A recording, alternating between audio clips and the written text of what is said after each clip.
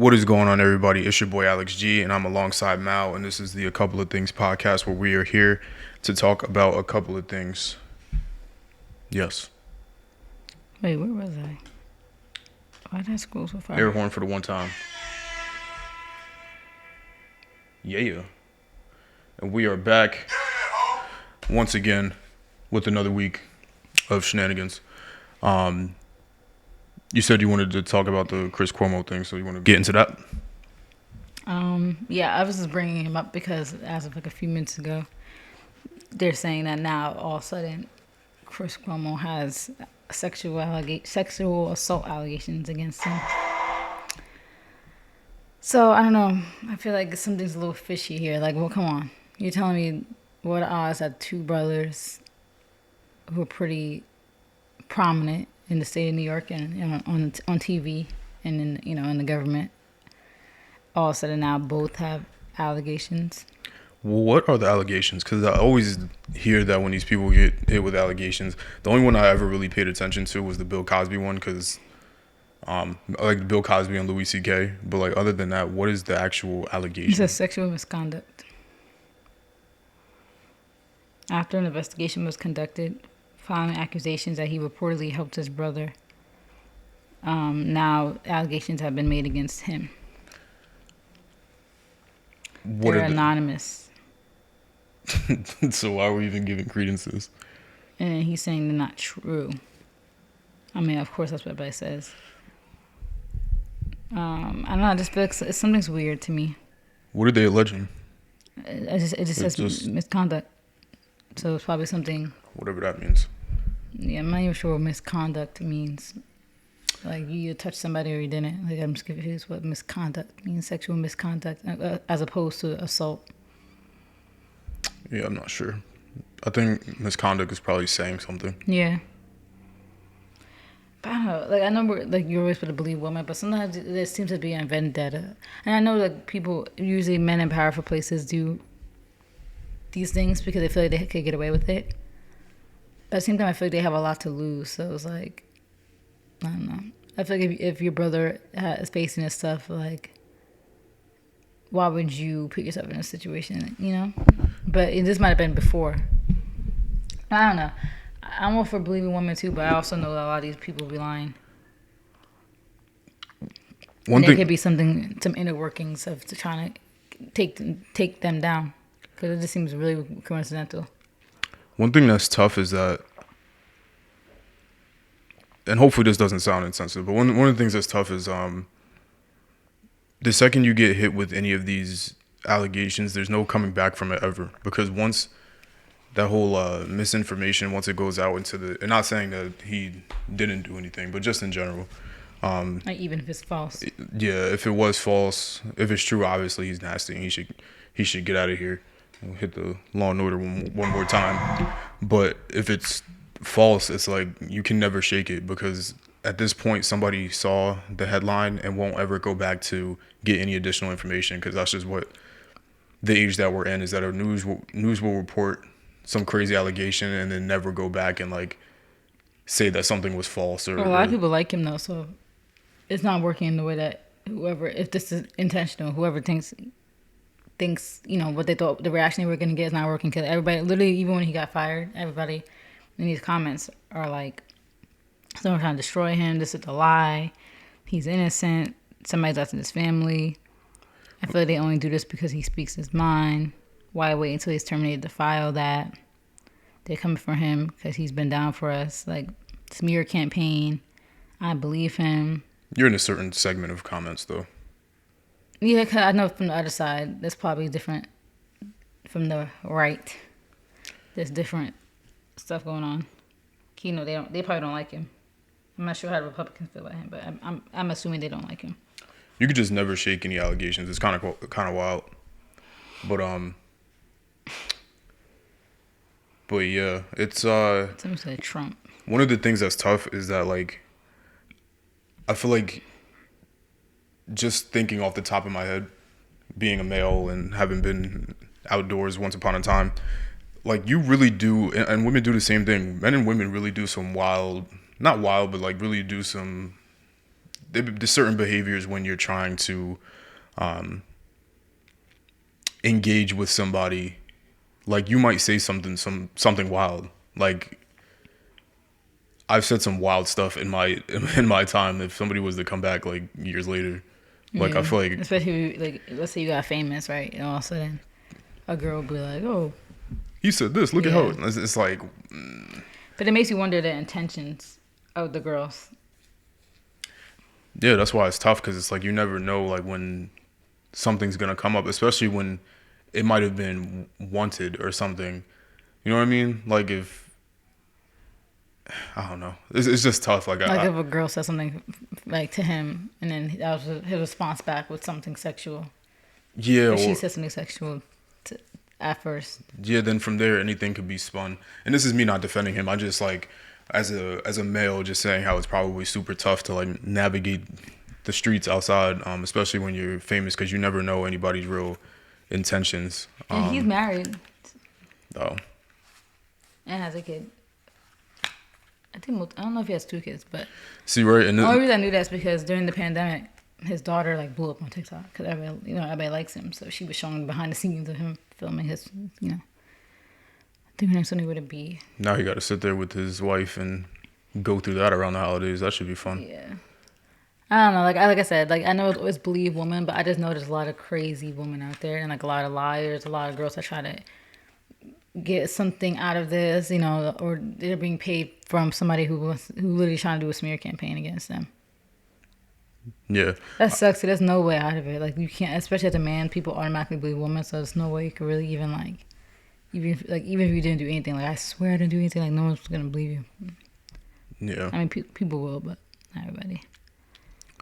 Yeah, it's tough to navigate. That's what I don't know what Leonardo DiCaprio does, but everybody needs to go study whatever he does, because he got probably the most secure NDA system that has ever existed in all of human history. I would just stay away from everybody. But even if you say the right, people can still lie on you. Yep, because I'm regular. People lie on me. I remember the first time that ever happened to me was like, I was this because this is how sick it goes back. I might have been. I'm trying to do some rough math for you guys real quick. I might have been 13 or 14. The first time anybody ever lied to me about something like that. 13. Yeah, how old was I in 8th grade? 13. 13. I'm pretty sure you turned 14. So this stuff happens. Oh yeah, we were 13 going into high school. Wow. This stuff happens, and then even in high school, and it's like, it's crazy. Because like you're even, and obviously we should believe women with factual evidence. Yeah. Because people just do the whole, believe women because, but I know there might be cases where you really have no evidence, but I don't know. I believe the truth. Yeah. So whatever the truth falls on, then, that's the side I'm on. I don't really like prejudging scenarios. Like even this, I don't like prejudging it because we don't know anything. And just because you're a woman, why do we have to believe you? Not when you really break it down. Why do I have to believe you because you're a woman? I don't know. Like, shouldn't it be believe everybody? If a man got assaulted, why is the saying believe women? Believe everybody. And let me please clarify, I did not get accused of assaulting anybody. I'm just saying, because I just thought about that. I'm like, what did I just say? You didn't really elaborate. Yeah. So basically, there's women have been known to basically lie about their partners and people that they've been engaged in. And my earliest experience with that was when I was 13 in 8th grade, where I didn't end up even finding out until years later, having a conversation with the person. But basically, one person lied and said that I engaged in some behaviors with them, but I didn't. When you were 13? Yeah. Ew. But they said that, I didn't know that because she didn't come in. It's a whole sick situation. Honestly, I don't really like sharing a lot of personal stuff, but like they were stepsisters, and like it got crazy. But I mean, girls do be lying though. That's the problem. I had a lot of like friends in my lifetime that just made up boyfriends, made up interactions. I'm like, that didn't happen. Yeah. So that basically is what happened with me. It's like we dated. No, you guys talked. You guys kissed once. You guys didn't date. Like people be adding. They do be adding titles and Yeah, bodies and interactions with people that didn't happen. And guys do the same thing. Like that's why I said I'm tired of whole like divides of sex, like gender, because it's like girls lie, guys lie, girls get assaulted, guys get assaulted. Like believe everybody, but don't believe everybody. Be weary because people are liars. Believe facts, believe the truth, like you said. Believe evidence. Everybody lies. And obviously women are overwhelmingly more assaulted than men. I'm not dumb. I know the facts. Because men are more powerful and more dominant. And I think something seems wrong with a lot of men as far as like rape and all that. But yeah, I understand the facts. And I understand there's some powerful people who do these things and lie, and there's no proof that the girl has. So I get that. But it's just a scary world here because imagine that was your son, your brother, your dad being lied on, Like that's what I think of. Maybe people don't have a lot of men in their lives, so they can't really put themselves in a position of believing men, believing them too. But you would feel like, imagine your son get an allegation that turns out to be false. So I feel and like then goes to jail or something. Yeah, goes to jail. Like you just gotta be weary about everything. Like I hate everything is all gender battles, and I'm really tired of this world. I really am. Like everything is so like even there's a Twitter debate going on this week about there was a son playing with a kitchen set. You saw that? He was playing like a toy kitchen set. Mm-hmm. Yeah, he was playing, like one of those little toy kitchens. Like I had one. I've seen those. Everybody was going crazy. I meant, man, like a little boy shouldn't be using this. Give him like a bar set or something, or some a bar toy, set. Yeah, is hilarious. I'm like, so encourage a little baby to drink. Okay. Give him race cars. It's cooking. It's a life skill. Like, what is wrong with you people for? I think you guys are all mentally ill. You guys are all, and not to be ableist or I know people who have mental illnesses. I just mean like psychotic, like crazy, like not even like a mental illness, but I just think you guys are like insane. Like you're crazy people.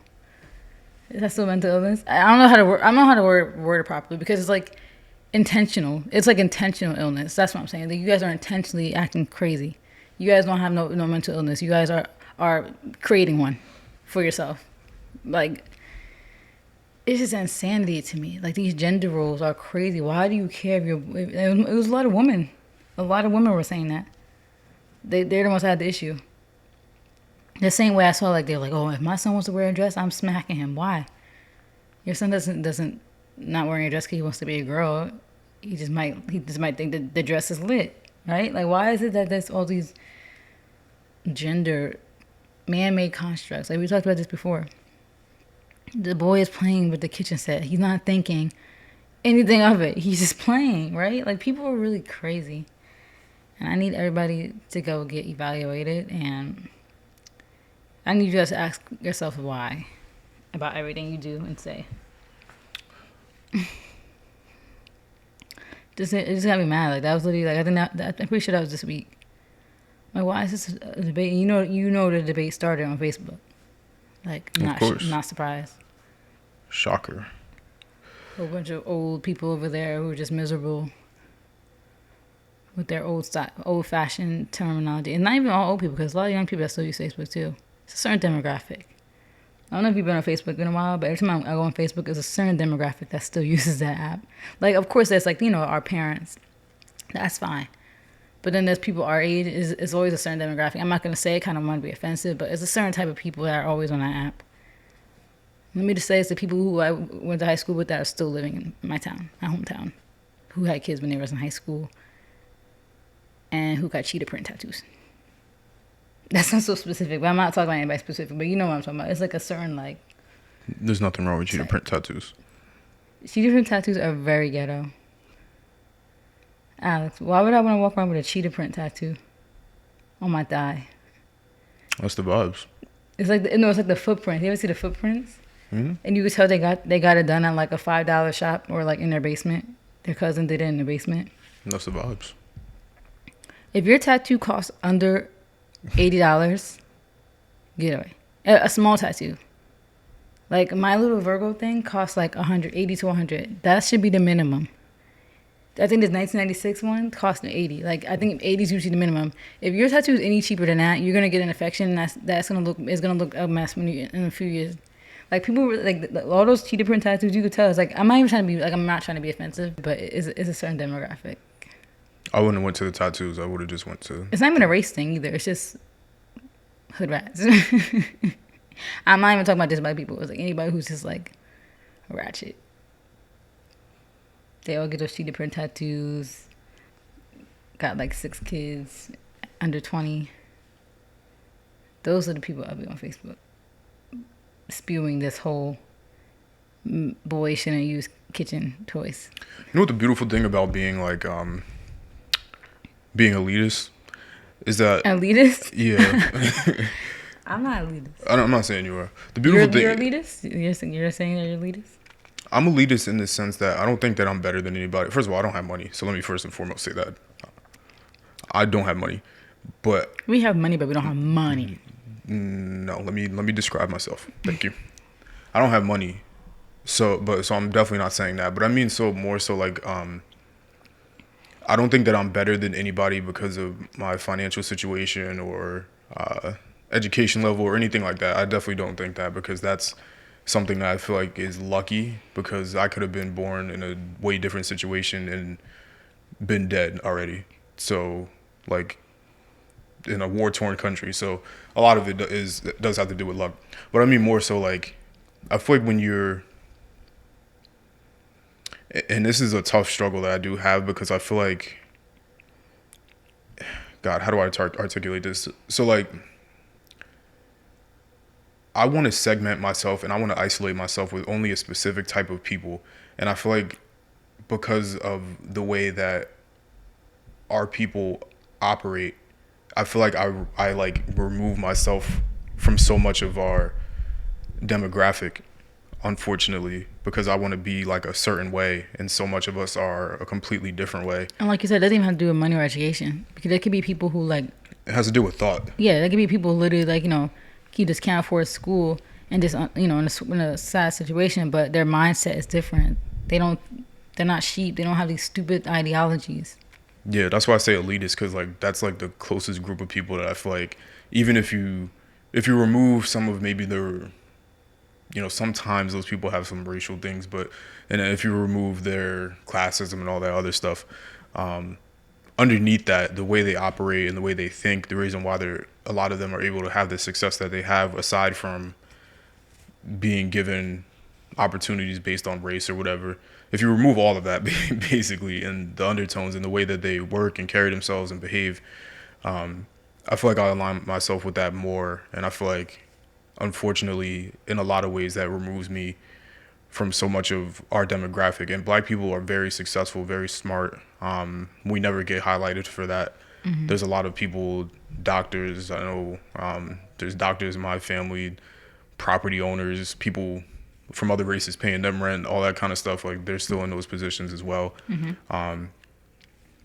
And I have family that's poor as well. I don't feel like I'm separating myself. I don't feel like I'm better than those people, because again, so much of where I am today really is because of luck. You know, it's unfortunate too. Sorry to interrupt, but like I feel like, I don't know if you can relate to this in any way, but like I feel like family members kind of give you the vibe that that you think you're better than them. Yeah, I have that. I'm like, cause I went to school, I had a degree and got a good job. I don't think I'm better than you, but they give me that weird vibe. Like, I get weird tension around some of my family members. I hope they're not watching this, but I do. And like, it's just always a kind of weird commentary about like everything, about like how I dress, my makeup, my hair. I'm like, why is it always like a comment like my job? It's just a weird vibe.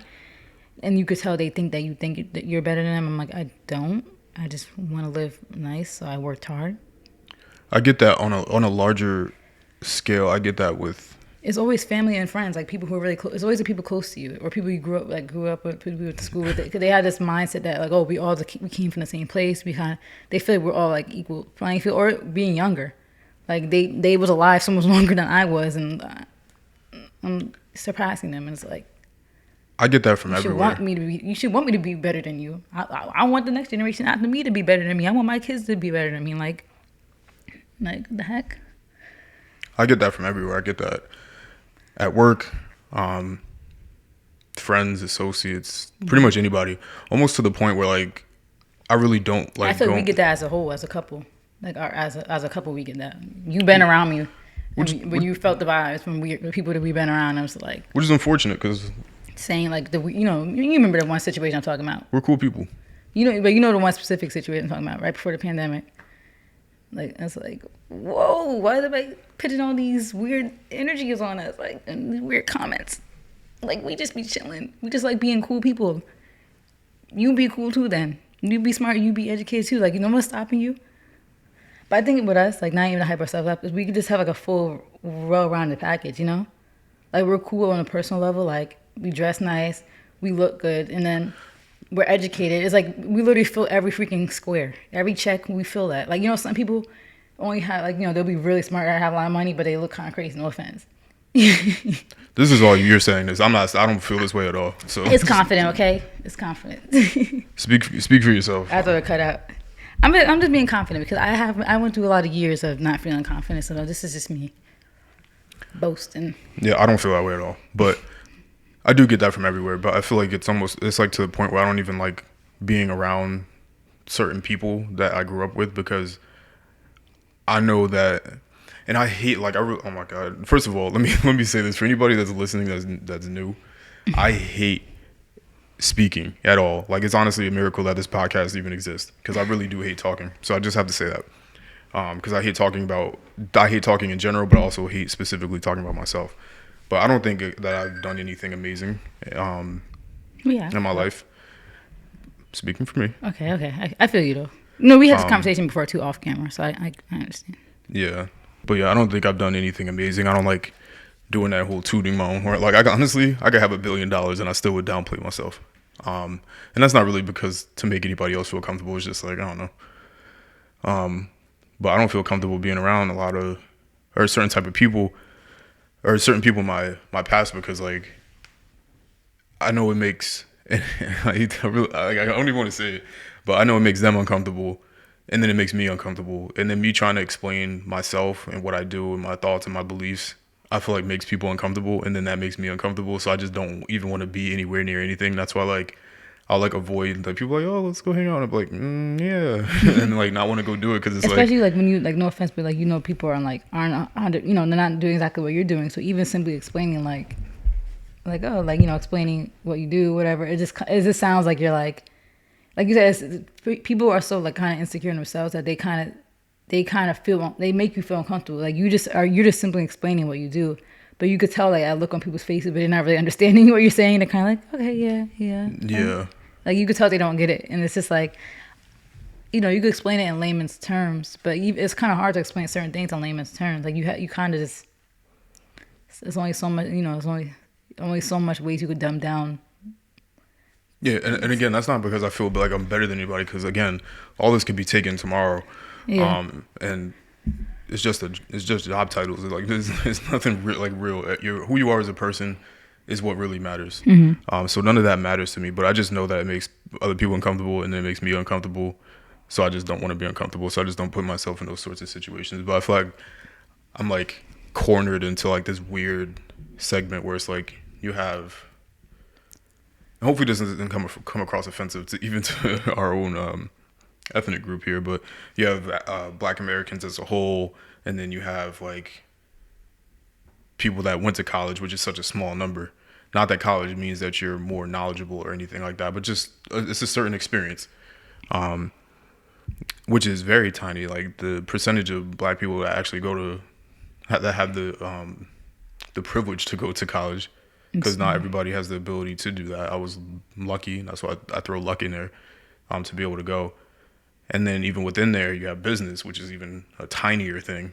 And then I had 3 Black accounting graduates, including myself. Including myself was 3 in economics. And we went to the second biggest public school in the state, in the number 2 public school in New Jersey. Yeah. So and there was 3 people in my accounting class. And then even within that, then you have even more filtered down to the type of person I am on an individual basis. Then I feel like I basically am unique. Yeah. Yeah, I'm kind of by myself. There's nobody in my accounting class that was wearing Jordans every day, coming in with new hairstyles. I'm sorry, that was just me. Nobody in my accounting class was dripping like me. I would never use that word drip. That's terrible. No, I'm just saying.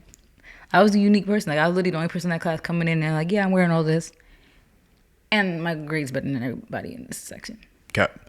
Okay, But maybe it's cap, but I'm not even talking about clothes. I'm just talking about me as a person. Like my mindset, my thought process is what yeah, I'm talking about. I would never bring up material things because again, that doesn't mean anything. it doesn't. But I'm saying that's like an added like effect, I guess, to like my personal brand. Like I pride myself in my personal brand to fill like so many roles and to be a unique combination. Yeah. To the stereotypes about people like us, like economic, accounting, business people, are stereotypical white old man jobs, you know?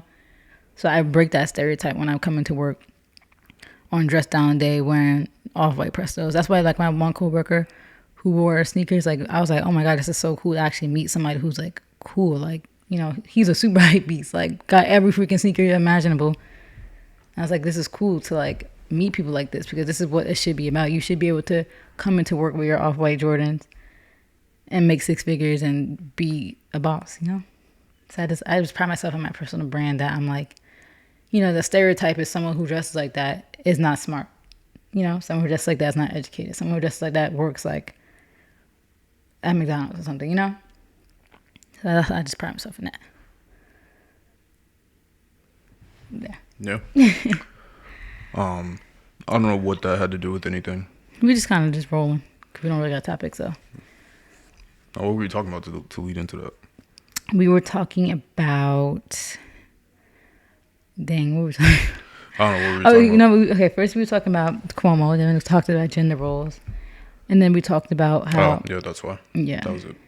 Yeah, it's just interesting. I don't really relate to anybody or anything, so it's kind of like I feel like the alien in the room at all times. Like no matter where I am, I've never actually felt I'm comfortable everywhere. So like when I said things make me uncomfortable, it makes me uncomfortable because I know it makes other people uncomfortable. Not that I'm myself uncomfortable, if that makes sense. Because I'm comfortable everywhere. I could be put in any scenario. I could be put in a group with 1 million people and be fine, and I could be in a one-on-one conversation and be fine. Like I'm fine everywhere. You just know that they're uncomfortable. Yeah, so it's kind of like I just don't want to make people uncomfortable, but I always feel like the alien in the room. Do you feel different when you're around people at work, since you're around people that like, you know, might make more or, you know, do more? Do you feel like you're more comfortable around?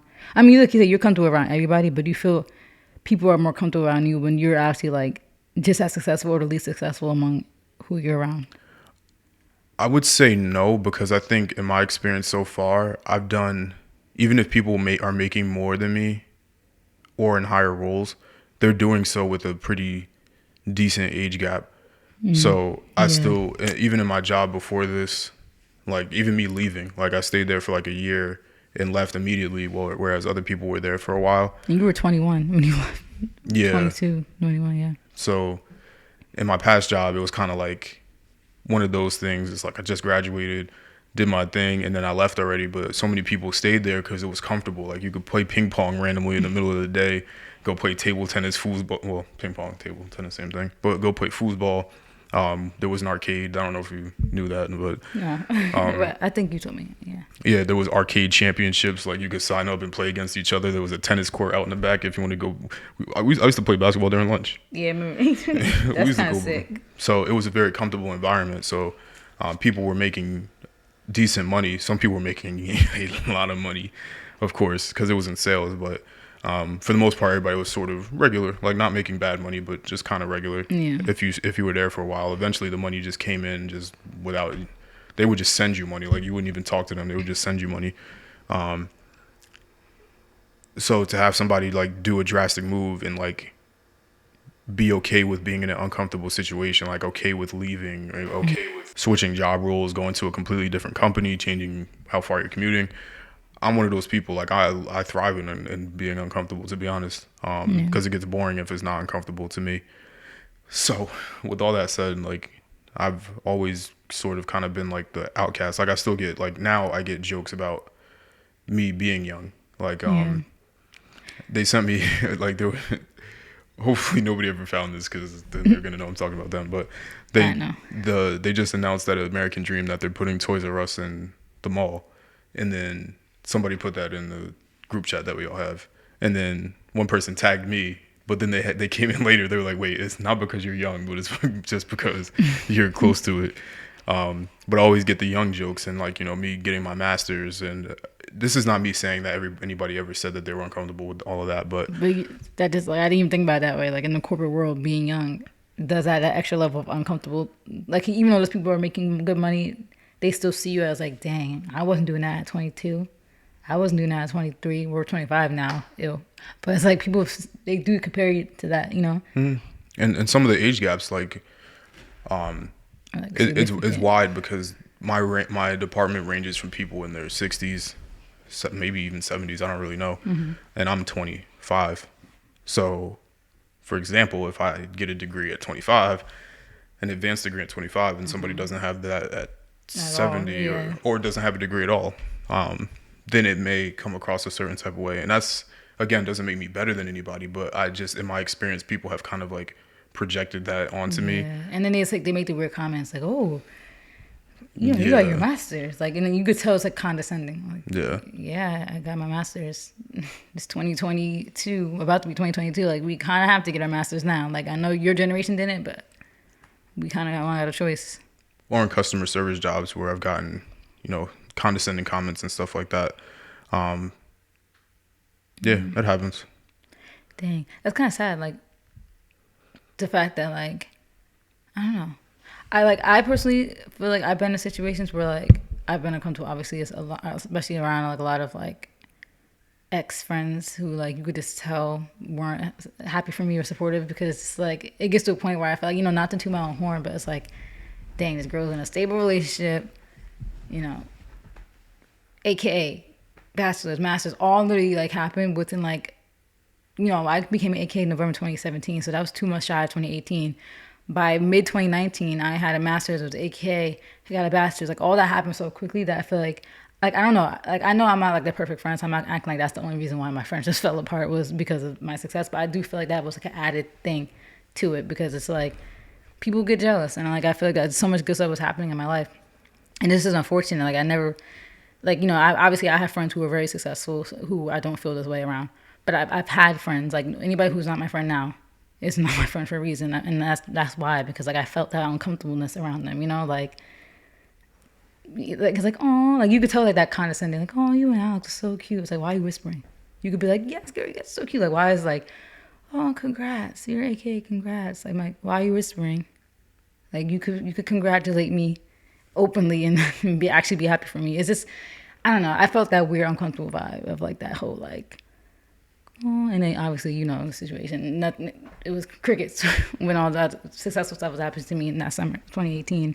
But yeah, as far as like, that's why I've always like, I've never been in a situation where I was around like a group of people who all were like doing better than me or like successful. And I wish I was, because I feel like there's a different energy. Like imagine being in a room with people our age who are literally doing like these huge amazing things. Like I want to feel that way. I want to feel like the weak, not the weak one, but the whack one in the room. I want to feel like the least successful in the room, because I feel like that pushes you to go harder.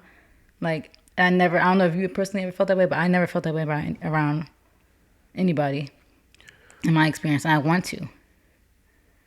The only time I would say that I was more or less accepted in general, and I'm not saying that I'm not accepted and people don't like me, because I'm probably one of the coolest people you'll ever meet, for real. That's why people always come to me for things and advice and all that other stuff. I'm like the coolest person ever.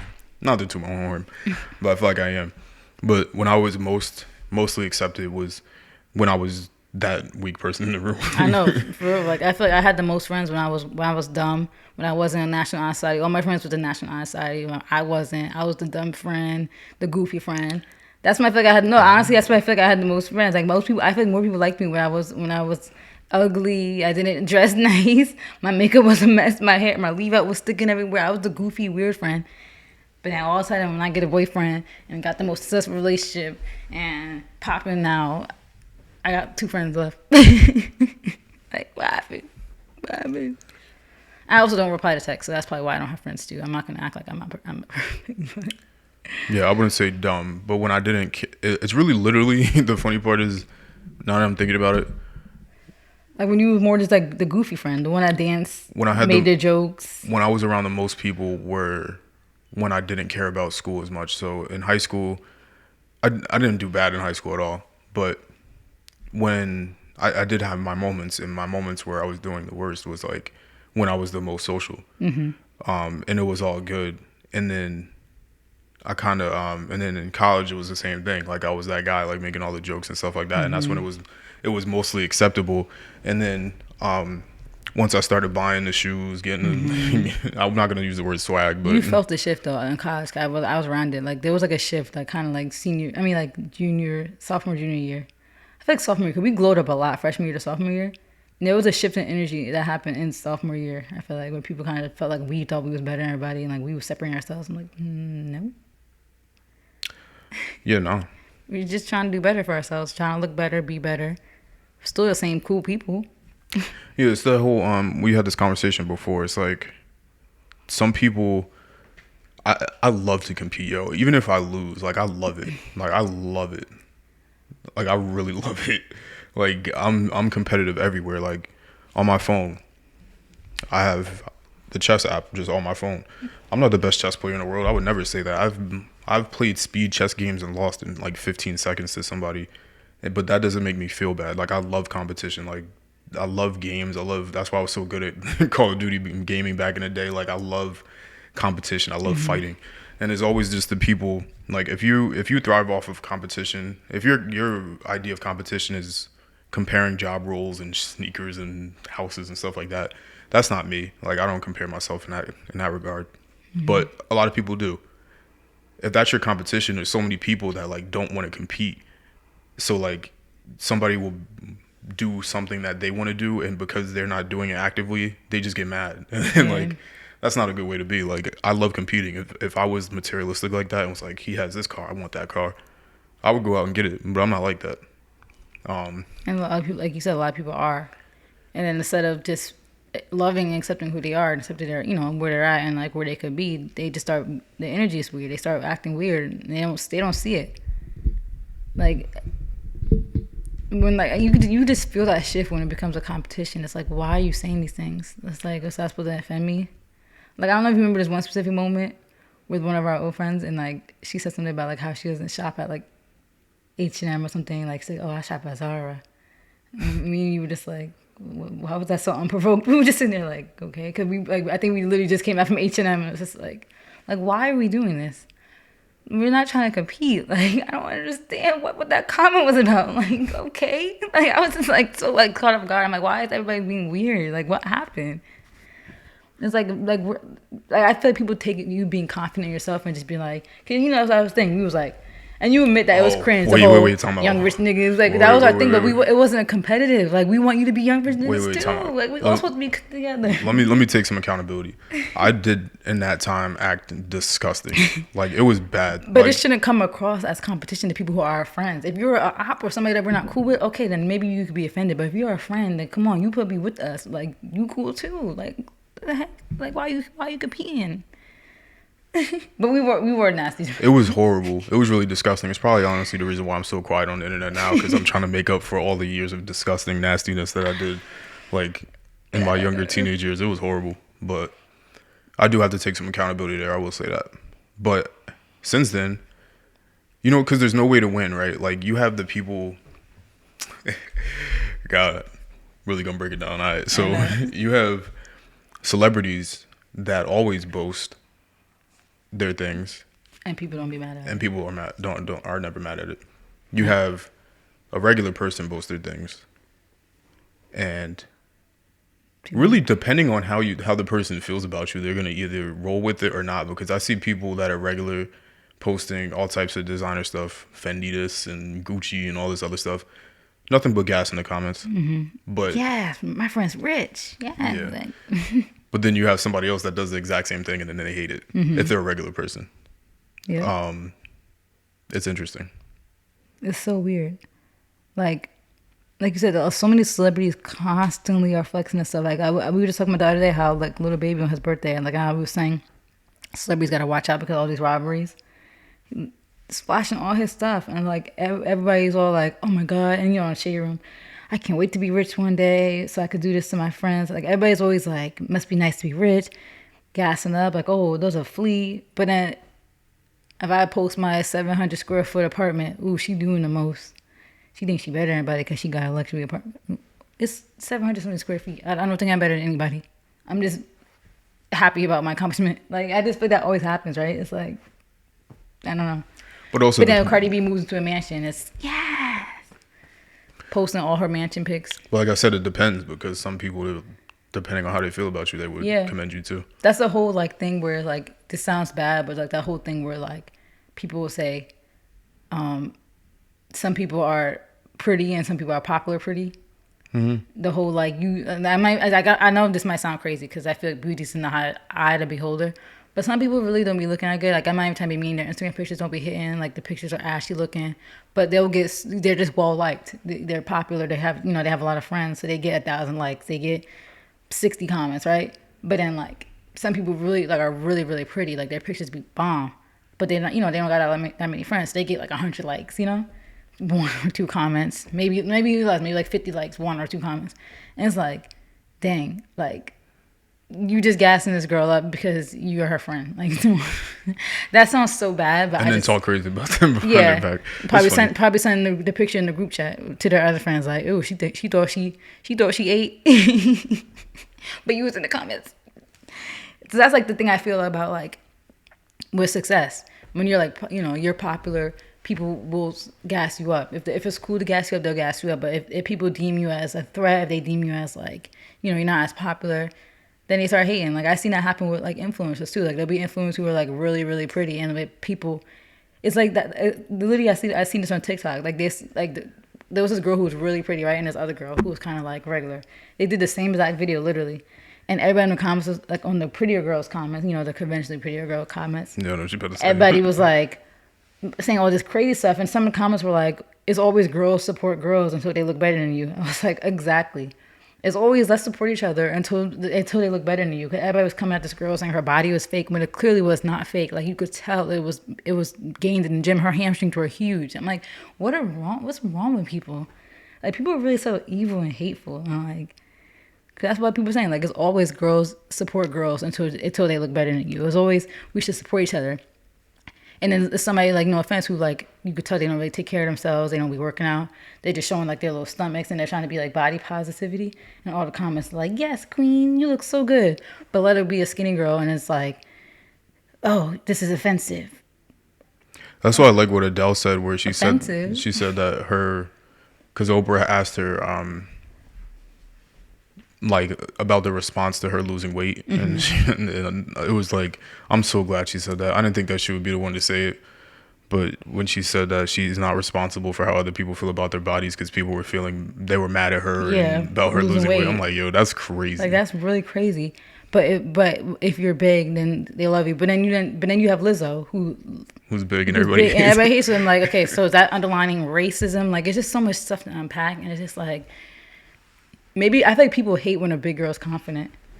They want Lizzo to be up here, like showing her stomach, like trying to love myself. Like they want her to be sad and be like, I struggle with my body. The only thing I will say though about Lizzo is that her actions Adele would never have her ass out at the Lakers game. Yeah, that's why I would say. And that might be Lizzo, why. Yeah, some stuff. Because people were supporting her until she did that. Until she did that basketball game thing. That was weird. Because there are like people. I don't know what the right word would be. People of a certain body type, like that body type, that are fine. Like nobody really comes at them, but it's the way that they handle themselves. Like you've never seen Adele get into anything. All she does is make good music, and she pops out every so often to drop an album. I know that there is some underlying racism, of course. Yeah. But for the most part, I think that's why. But one thing I will say though, like the basketball game thing, that was extreme. Even if like a skinny girl did that, that would look crazy, Mm-hmm. I will say though, I do feel like there is something with like the weight thing though, because like remember when Rihanna wore like that diamond thing? It was like the Swarovski crystals. If I swear, if Lizzo wore that same exact outfit, the comments will be insane. Even at that event, because the basketball thing is like, okay, yeah, nobody, if anybody shape should be doing that at a basketball game. But at if it was like a specific like show where like something like that is like more acceptable, You already know they both if they both wore that same exact dress at the same exact runway or whatever that was. I think it was some award show. Mm-hmm. You know, the comments would have been horrible because just because Rihanna has smaller boobs and like they're perky and she's skinny. I think I have an answer to that, and I don't want to give not because I don't want it to be offensive. I don't think it is offensive, but it might come across the wrong way. I don't know. Mm-hmm. Well, you just think I that might just YOLO it, but yeah. I think the reason this is not necessarily maybe this is opinion based, but I think that the reason why we tend to view people in a certain weight range to be more attractive or whatever is because that we are from the animal kingdom and we're no different in terms of mating and stuff like that from any animals. Like peacocks want to mate with the person with the biggest feathers that are most colorful, that has the most eye looking things, and fish want to mate with the best one with the best stripes or whatever it is. Like, and for humans, us is a weight thing. Like the reason why men tend to like women with not necessarily overweight. I don't know if that's offensive, but like, certain features like certain attributes on a woman is because of a mating thing. Because it makes you more like you seem like a more like it's really so subconscious. Like you're more of like a suitable mate because like you're deemed healthier. Like your features are deemed to be better for childbearing. Like literally, that's like in your DNA. That's why when a woman has a certain lower region that looks a certain size, that men because bigger butts they said like comes from like the reason why it's so prominent from African women is because they said like the environment and us sitting on certain surfaces we had to support our stomachs, so our butts naturally were bigger in those regions because evolution and sitting on flat surfaces. So I say all of that to say that I think that is natural. I think it's more natural for us to understand people within a certain weight range because that's what humans were supposed to be. Because if you think about what we were naturally, we didn't have access to all of these foods and things like that make us gain this weight. Because think about if you look at anything really in nature that you can eat, there's not really a ton of things that can make you overweight. Lots of high in fat, unless it's like nuts or anything like that. But even then, we're able to go get a bag of peanuts up there or sunflower seeds or anything like that easily. Before you had to pick that. You had to pick it. So people clean it and do all that stuff. Yeah. So even with those things around, that's why like the natives. I've never seen an obese Native American. Yeah. From back in the day, I've never. Because they actually were working out too. Like they had to hunt and gather. So women would go get the fruits and stuff, and like you had to walk around in that sun. Like you had to actually move. And obviously there were people that were heavier weighted, but they were royals because they had access to more food. So like they had the slaves. They would eat pigs. The lower class, yeah. Confectionery items did exist after a certain point. So obviously that did exist, but for the general population, it was a lot harder. Mm-hmm. And it's just not normal for us to have cakes and things like that in nature. So that's why, like, we more, in my opinion, this is all opinion based, but that's why I think that we're more like aligned to a certain body type because that's just what's natural to us. And that's why, like, I'm weary about the whole like body positivity stuff because, like, to an extent, we have to realize like it's not natural to be like that. And I know some people are big boned or they're born like that, but we have to also like take accountability. Like, you shouldn't be eating like that, And I get it. Like, I'm really small and I eat trash. You see how I eat, so like, just because I'm skinny doesn't mean I'm healthy either. But a lot of it is attributed to people overeating. Like, I eat unhealthy, but I don't eat a lot. Like, you see, I eat, like, I ate today? Cookie dough and, like, 4 Cheez-Its or cheese doodles, and it's $8.28. So, like, that was unhealthy, but I don't eat a lot. I don't overeat. So I feel like we do as a society have to look out for each other. And, like, you could be body positive because some people are just naturally, bigger and gain weight easier, or they grew up in a household where that was the norm, So it's like it wasn't really out of their hands. Like, that's the way their parents raised them to eat, and that's the food that their parents were cooking in the house. So it's like, we should all support each other. But in a way, I feel like there's an issue with overeating, like you said, and naturally, like, humans are attracted to like what naturally like we're supposed to look like. Like the same reason why BBLs don't look good to us because that's not natural. It's not normal. Hips don't start up here. Hips don't start at your belly button. They start down here. My hips are all the way down here, like literally right above my thigh. Yeah. Not up here. So I think it's just not natural looking. I'm not saying overweight people don't look natural, but I think that in our DNA, because there's people that love the way that they look. Yeah. And I love the way that they look too. But it's just, I think that's why somebody could wear one thing and somebody wears the other thing, and there's two different reactions. That's just my opinion on why. And from like, you're into fashion. From a fashion standpoint, certain things are designed to flatter certain shapes. Like we have to kind of accept that. Like not everything's gonna be flattering on your shape. Like that's just reality. Yeah, because that's like the thick Fashion Nova models. Yeah. The clothes are gonna look If I different. put that on me, it's gonna look baggy and it looks stupid. So it goes both ways. Or if I try to wear like what's considered the BBL fashion, it's not gonna look that good because I don't have extra wide hips and I don't have a huge butt and perky titties. Like my titties gonna be saggy looking because they don't sit up like this. So yeah, not me clowning myself, but yeah. So I feel like you just kind of have to accept. I don't know, like you have to not really accept because it goes back to norms.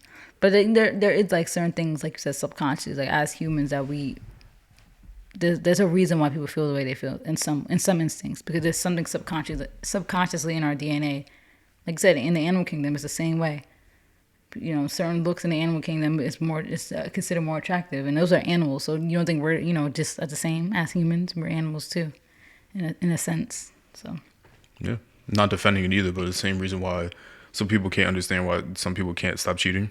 It's like the same thing. Like in the animal kingdom, homeboy's gonna go out and breed every single woman that he comes across because that's the whole point. Yeah. It's just that women get pregnant and they don't have the ability to do that. But that's men's whole purpose is to go. It's just repopulate the earth. Yeah. Like Tristan Thompson. I wasn't gonna say that. But, good segue. No, but he's wild. I didn't even realize that the day that there was like a post that that Khloe Kardashian made that they were back together. And that was the same night as his birthday, and that's apparently the same night that he got the girl pregnant. That is sick. But maybe I don't understand. But like, how do you like not keep track of where he went after that? Like, keep track. No, I'm saying if it's like his birthday event, like you guys gonna go to a hotel together at that, didn't go to the house. Like I don't understand how did he go get loose and go out and get somebody pregnant? I'm just confused. Get loose is hilarious. I don't understand how what happened though. Like. If it's like our birthday, like if it's your birthday or my birthday, we celebrate that whole event, weekend, whatever, together. Like, how did he just go out and go get her pregnant? I'm confused. Like, not that it's Khloe's responsibility. Like, obviously it's Tristan's fault, but still, like, what happened? I'm just confused. Get loose is hilarious. Like he's a rabid animal. No, but for real, what do you think happened? Like, I'm confused. I don't know. Maybe he only needed 5 minutes. He dipped off to the bathroom. I don't know. And like I said. It is an animalistic thing, so but it's not for me. It's not an excuse because you don't have to be in a monogamous relationship. You don't have to be. You don't have to get back together. Like just be free. If that's what you want to do, I don't. People who cheat something this doesn't like compute because like you could do that. You don't have to be. You don't have to be in a relationship. Just go out in the world and impregnate everybody like Nick Cannon. That's what you want to do. That's what you want to do. Yeah. So he's weird. Yeah, that is the only thing that.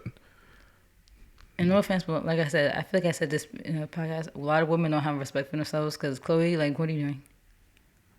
You should have let him go. Why'd you guys get back together? I know you want to do it for your family. I feel like the Kardashians have this thing where they have this image and they don't want to be seen as baby mamas, but they're baby mamas. Sorry. What do you think was gonna happen? Keep cooking on this topic, and then I have a wild question to ask you. No, that was pretty much it. That's it. Yeah. Who do you think disrespects each other more, women or men?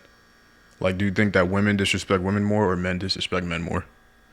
I think women disrespect women more. Come on. Cause like this reminds me of like that surviving Sophia thing that happened on Twitter, right? How this what? Let me just hit buttons. Like that Sophia situation I was telling about that scammer who scammed the influencers and apparently scammed Jack Harlow and all those. Mm-hmm. The Somalis got together behind their girl, even though they knew she was wrong. They defended her to the ends of this earth on the internet and was fighting everybody for her. And they didn't even know her, but it was like a Somali thing, right? Like, we gonna stand behind? I think men do that. Men will know another man's wrong, but they're gonna sit beside him. Women will publicly bash each other for anything. Publicly bash if a woman wants to do 50-50 with their partner. Publicly bash. Today there was a girl talking about she was bashing girls that have tattoos. I'm like, whoa, why am I catching strays? bashing how people do their makeup, bashing our hair, her lace is showing, her body's bad, her stomach's this, her butt's not big enough. Men don't do that. That's a fact. Men don't do that. I don't think I've ever talked about another man's hair ever. Literally, when men gossip, they usually gossip about like girls or just like other stuff. I never hear them talk about each other. In my experience, around being around guys, like I never really hear them talk about each other. Like I don't know. The only time I've ever talked about another man's hair is if I was like, "Yo, I want that." Or Yeah, like, I mean, men. You know what men do? That's the only thing they do. Kind in general. No, if the hair's messed up, the lining. Or, if the line is crazy, Yeah. we gotta address it. But it's usually more so like endearment. Like they're clowning each other, but they're not like doing Trying it. to tear you down. Yeah, they're like, not doing it maliciously. They're kind of just like doing it playful, but like kind of like you need to go get that cut. You know what? But like, and then they're saying that in a funny, nice way, but they're not saying it maliciously and talking down on you, demeaning you. Because there was this clip of Mike Tyson, or this picture of Mike Tyson when they and it comes up every so often. Mike Tyson, when he was like very young, I forget what age, he had like a 20-inch neck, which is, if you have any perspective, do you know how big? My waist is 26 inches, so you know how big his neck is. What's 6 inches? Like this? His neck is huge. There's no way his neck was that wide. But he did neck exercises. But the funny part is that when they show the back of his neck, like his hairline looked nuts. Like his hairline was like, I don't even know the axis. Like I don't even know the slope. Makes sense though, because if his neck was that wide, then it expands your head. But slightly. it's like people were like, "Yo, what lineup was that?" Because they were like, Mike Tyson had to do XYZ so he wouldn't kill people in the ring, and he had a 20-inch neck when he was like 19. And then people saw the back of his hairline and were like, "Yeah, you see that hairline? He's definitely a killer." So that's how men joke around and play around. Yeah, but it's almost like they'll do, like I feel like men will be like, they'll clown you for like 10 minutes, but then they'll be like, no, for real, like go get that cut. But it's not like malicious. It's not like this bum looking like you know how our girls are just so evil and mean. Yeah. Like, oh, her lace is showing. She look like a mess. She look like a bum. It's like, it's not laughing. It's not playful. Yeah, there's no jokes. And even when girls do it, it still comes across like shady. It's not coming across like we're clowning him, but we want him to get it fixed. Like, because a girl will never clown you and then be like, hey, look, here's this girl's Instagram page. She does hair really good. Go to her. She'll fix you up. They don't do that. They'll clown you, but no solution, and just let you go about your day. And keep whatever hairstylist or wigs, they like that you look a mess because you know why I feel this way? I feel like women view, and maybe I'm wrong about this, but women view relationships and like men as more of a competition than men do. If that makes sense. Which maybe I'm wrong, but I feel like women do that because I feel like it's rooted in killing off the competition. If that makes sense. Like if a girl looks a mess, you feel like that's one less woman to compete in a society for men. In a weird way, I agree. Like it's subconsciously. Like you have to think everything is rooted subconsciously in something, and the whole point of us here is to reproduce. If you really think about it, so bashing another woman subconsciously is killing the competition. The same way you would kill competition in the animal kingdom, and animals actually kill each other. That's how I feel like we kill each other. Yeah, I would agree, because like it's like the belief that there's not enough money for everybody, even though there really is. More money gets printed every day, and just like more men are birthed every day. Yeah, so you feel like if you drag somebody in the corporate world, you're knocking down the competition for money. Everything is rooted in you trying to get the competition out in some way, whether it's for men, money, opportunities. Yeah, like Jaded, again, one of my favorite Drake songs, probably one of his better songs.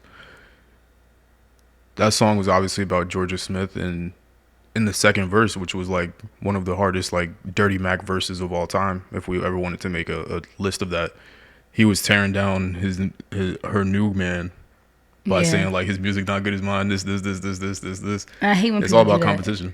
Yeah, it's like when the new girl catches strays, like their friends would be like, oh, his new girl not even cute. Like it's like, first of all, yes she is. Yeah, like relax. Because that used to be a thing. Remember back in, I don't know if you had this many experiences, but back in high school, I'm sure you know, like that whole, even the way they portrayed on TV, were like, oh, the new girl, like she's new to the school, and all the guys are like, oh, who that? And then all the girls are sitting there hating. Yeah. Like that's been a thing like since we were kids. It's so weird to me because it's like, if it's one thing if a girl knew that you were together with somebody, right? Came in, like meddled in your relationship, basically took the guy. I was like, okay, clown her, yeah, right. Like even if she looks good, whatever, clown her. But it'll be a girl that literally had nothing to do with anything. Like I'll take me as an example. I came into college, met you. I didn't know if any of your situation. I didn't know what was going on with your hometown. I didn't know I didn't know you. I didn't know any of these situations. And these girls were coming at me. You just catching strays. That was following my Twitter, stalking me. I'm like, what is going on? Like, I don't understand. I don't understand. Why am I catching strays? I don't know you girls. I don't know the situation. Sorry, whatever happened, I wasn't involved. I went to a school 60 miles away. I don't know you people. Like, that was a great time. So, it'll be different if I came to school. You told me, hey, I'm dating this girl. Blah, blah, and I didn't care. I was like, I don't care about her. Like, I'm like, okay, cool. You guys want to clown me, whatever. But I didn't know anything. So, like, relax. So, I just feel like I hate when people do that because it's like, don't be like, oh, that girl's ugly. No, she's not. Like, I hate that. Like, no, she's not. Yeah, she's not ugly. Like, she actually looks better than you. Yeah, like, he upgraded. No offense, but he upgraded. So, you do the same. Yeah. Go upgrade. Like, I don't get it. Like, it's just weird. People are so weird.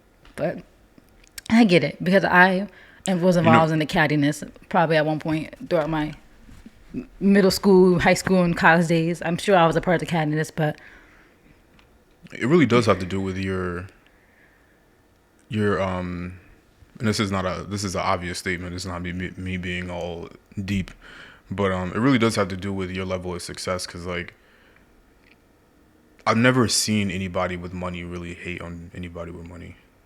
Mm-mm. Like in they usually big each other up for monetary purposes. Like, obviously, if there's some other beef or something, like, you know what I mean. Like, here, let me try to think of a better example. No, I know what you mean, because like how all influencers, all celebrities, they kind of all stay friends because they relate money wise, they relate status wise.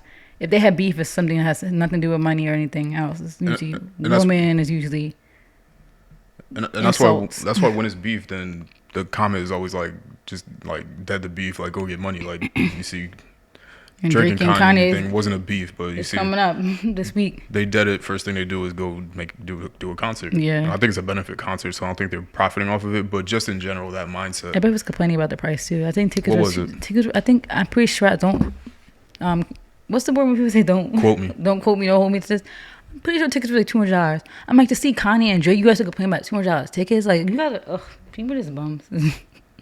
$200 ticket. I spent $200 on Uber Eats last week. Like, I would pay that to see Kanye and Drake. Like, people complain about everything, and then they're like, why are we doing it for Larry Hoover? You could do it for so many other people. I'm like, do you guys even do the research on Larry Hoover? Do you guys even know why you don't like him? Because I did more research after I found out Kanye trying to get him out, and I was like, oh, I think the media painted him to be this crazy bad guy who's like created all this gang violence. When it was really the opposite of what he was trying to do. What happened after that wasn't really his fault.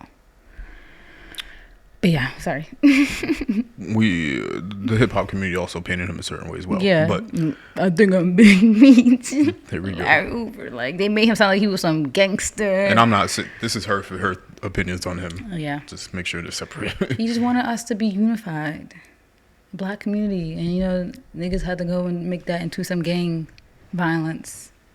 Don't think that's really his fault, but don't quote me on that either. I think I still need to do more research, but based on my preliminary research. But yeah, I think like the concert is like a good thing. And $200 is not that much. Like, maybe the tickets were more, but then again, people do complain about stuff. Like, people were complaining about the STEM players.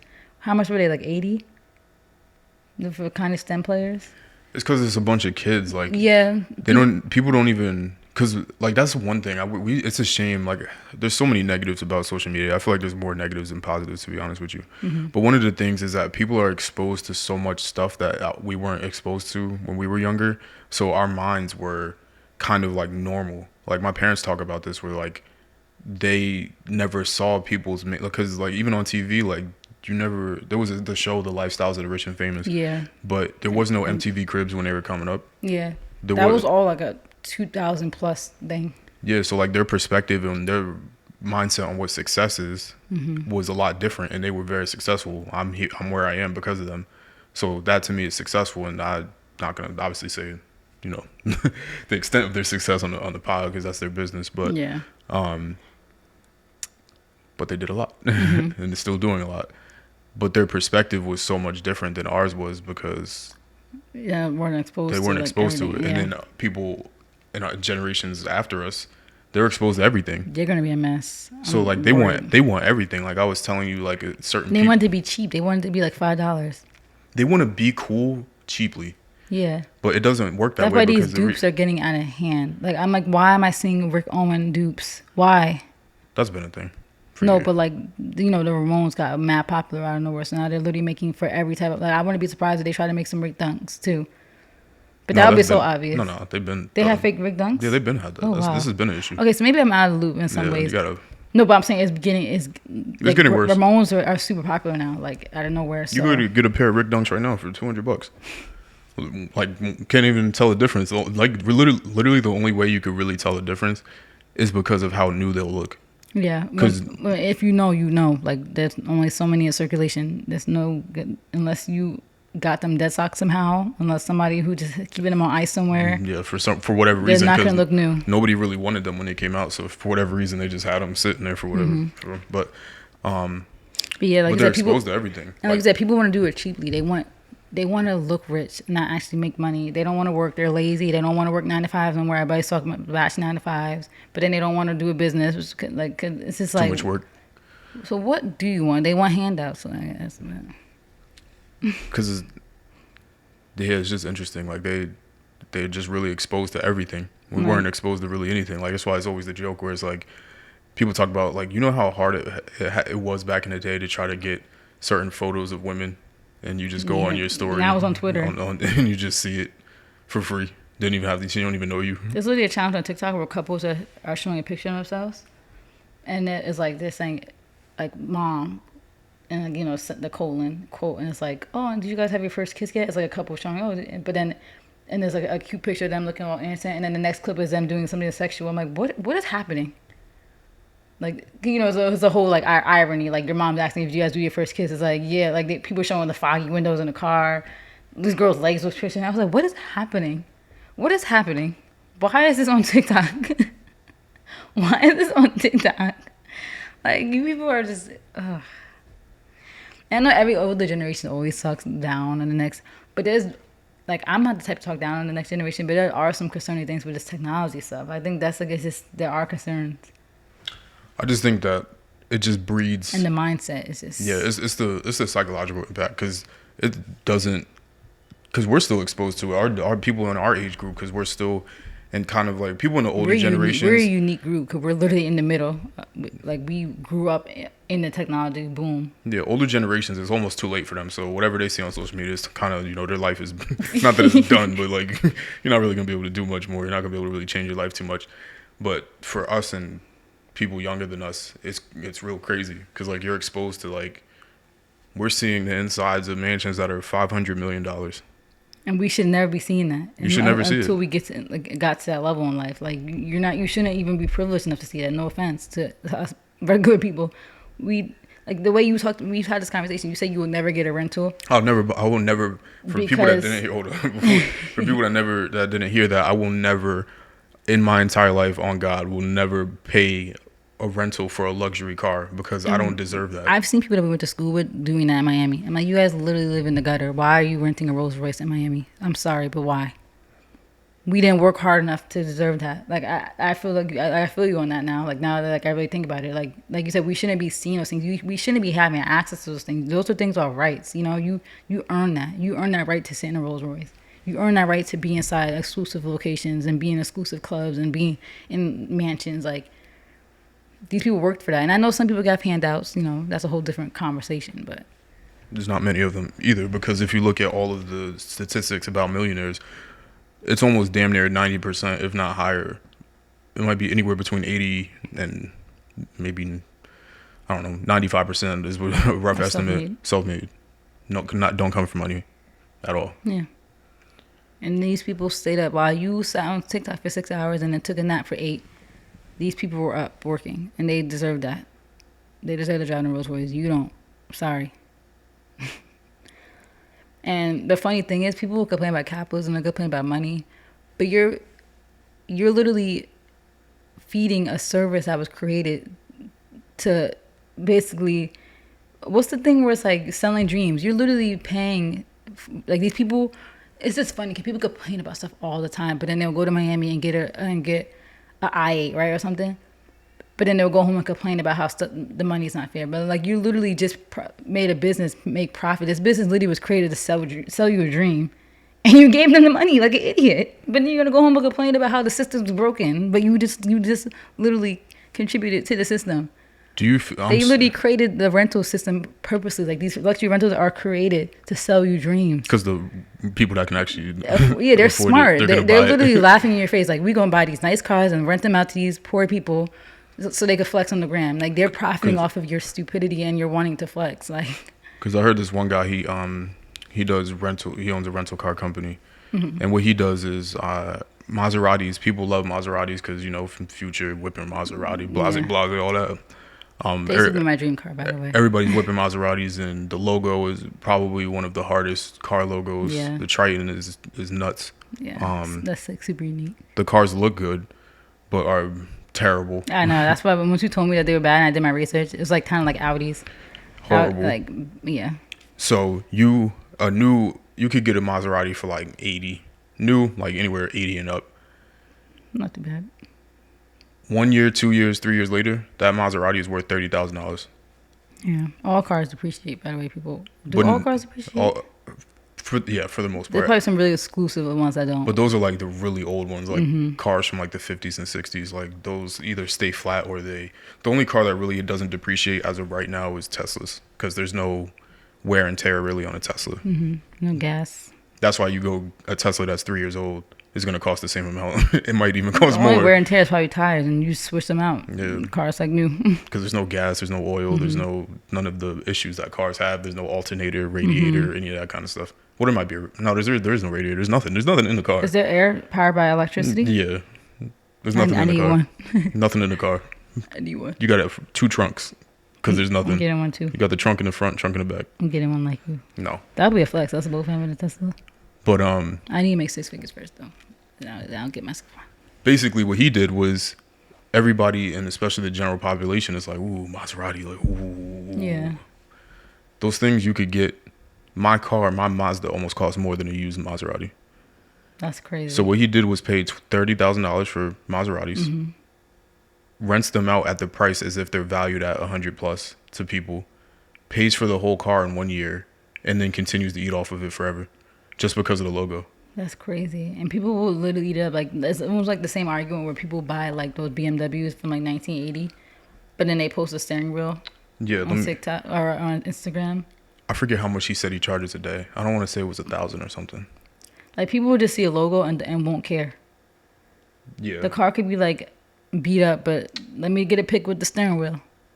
How much was he charging a day? I forget, but basically he was recouping the 30 in a year for each one, and then everything after that is just profit. So basically, at a minimum per Maserati he owns, he would make $30,000 per year. You own 3 of them, you're making almost 6 figures off of 3 cars. Because he's capitalizing off of people's and obsession. It's smart. Yeah. I'm not gonna hate on that. That's a smart business. Genius. Like, most of these businesses literally profit off of people wanting, like, selling a dream. And it's just so many people, like, they complain about a system. I always talk about this. They complain about a system that they literally participate in. I know some people's argument is that they feel like they're forced to participate in it. You're not forced to get a luxury rental. Go to Miami, go get the Kia from Hertz. Get the scooter. Get the bird scooter. Get your bird. Like, go scoot around. They could get these luxury rentals, but then there's 8 of them in a small one hotel room. Why are you guys busting down $100 a night between 8 people? It's beyond me. Just to say you went to Miami. But then you spent all your vacation budget, you spent mostly on a rental. It's insanity. They go see these places, and at the end of the day, like, you know, I'm turning it to you, like, I don't care what people do. Do what you want. Live your life the way you want to live. But to me, I'm looking at people sideways who spend their entire vacation budget on a rental to go to a location where it's 8 of them in one hotel room and all they did the whole time was drink. I'm sorry, I'm looking at you sideways. And Miami, I get, is a fun destination. So if you want to do that in Miami, go ahead. But people go to all these other places. That's all they do. Like, you guys don't want to go look at the Mayan ruins? You guys don't want to go see the pyramids? Like, Mexico, I think, one of these cities in Mexico, I think, have, like, didn't we learn this? They have, like, the biggest pyramid. It's bigger than the pyramids in Giza, like in Egypt. Mexico is an easy, cheap destination from people in the U.S. I never see nobody take no pictures there. Everybody is just going to the bars. Like, that doesn't seem fun to me. But maybe that's just me. But, do what you want. Everybody can live their life they want to live. But I'm doing a little bit of both. And I'm not spending my entire budget on looking like I got money. Like, it doesn't make sense. That's why I know, not to even be, comparative, but I feel like it's a real flex when you go on a solo trip or you go on a vacation with your man. Like, you guys be going on these group trips with, 6 to 10 friends, and you guys are literally stuffed into one hotel room. Like, that's not... You guys don't look like you got money to me, because I know the real... Between splitting a hotel room 2 ways versus 8, there's a big difference, so... That's my little rant. Stop renting these rentals. Go get a bird scooter. Bird scooters are kind of pricey. Those things would add up. We spent $300 on bird scooters in DC. Listen, that's the real flex. Yeah, right? We spent $300 on bird scooters. Cash out on the scooty. But get your Kia from Hertz, Uber around the city, walking it. We walked around St. Martin, which we're kind of bugging because they say you shouldn't really do that when you go to these islands. We would walk around we just walk around like we live there. We lucky enough they happened to us, but it was they're a friendly island. You could tell the vibes weren't like some parts of Jamaica. I never been to Jamaica, but my mom and my parents been. They almost got robbed, literally near the airport. So I didn't get that vibe from St. Martin. I don't know how their crime is, but we walked. We were one with the island. So yeah, stop looking rich. Stop trying to look rich and then get rich. That should be the title. No. Yeah, it's just interesting. The mindset, the thought processes. And this is, again, I always have to preface. I don't think that I'm better than anybody. Yes, that too. I also don't care. But it's just observations. And it's just sad to see because, we said this before, we just know what the outcome is. You see the adults. I have adults in my life. You see the result of that. And it's going to be worse for our generation because of social media. People are our parents and generation, they didn't try so hard to prove they had money to people. But our generation really is. And they're going to be in a lot of worse situations than a lot of adults I see that still live paycheck to paycheck. You guys are going to be in terrible situations because where's your Roth IRA? Where's your Roth 401k? Where's your index fund? Nobody's putting money anywhere else. They're just trying to look rich in the moment. And all this time's going to pass and you're going to become 40, 50 and realize all you did was impress the internet. The interesting thing, though, is that what are people trying to prove? That they have money. Yeah, but what? Everybody, that's this new thing, black luxury TikTok. Everybody wants this black luxury, I'm black luxury. And luxury is beyond material. You could, some people say that luxury could just be having a spa day at home. That's their luxurious day. So I get that. But some people are, they're trying to have that black luxury TikTok, black girl luxury. And I'm all for that movement. But you have people who are trying to perpetuate that and trying to get that image out when they're really struggling. For what? What's the gain? The aesthetics, the praise. People are egotistical. They love the whole, you're rich. Oh my God. I've seen somebody that I know personally. Somebody I know personally, they was posting something and somebody commented oh, you got money. And she was all little smirk. I'm like, girl, you were literally on unemployment. I just don't like the fake flex. Because it's just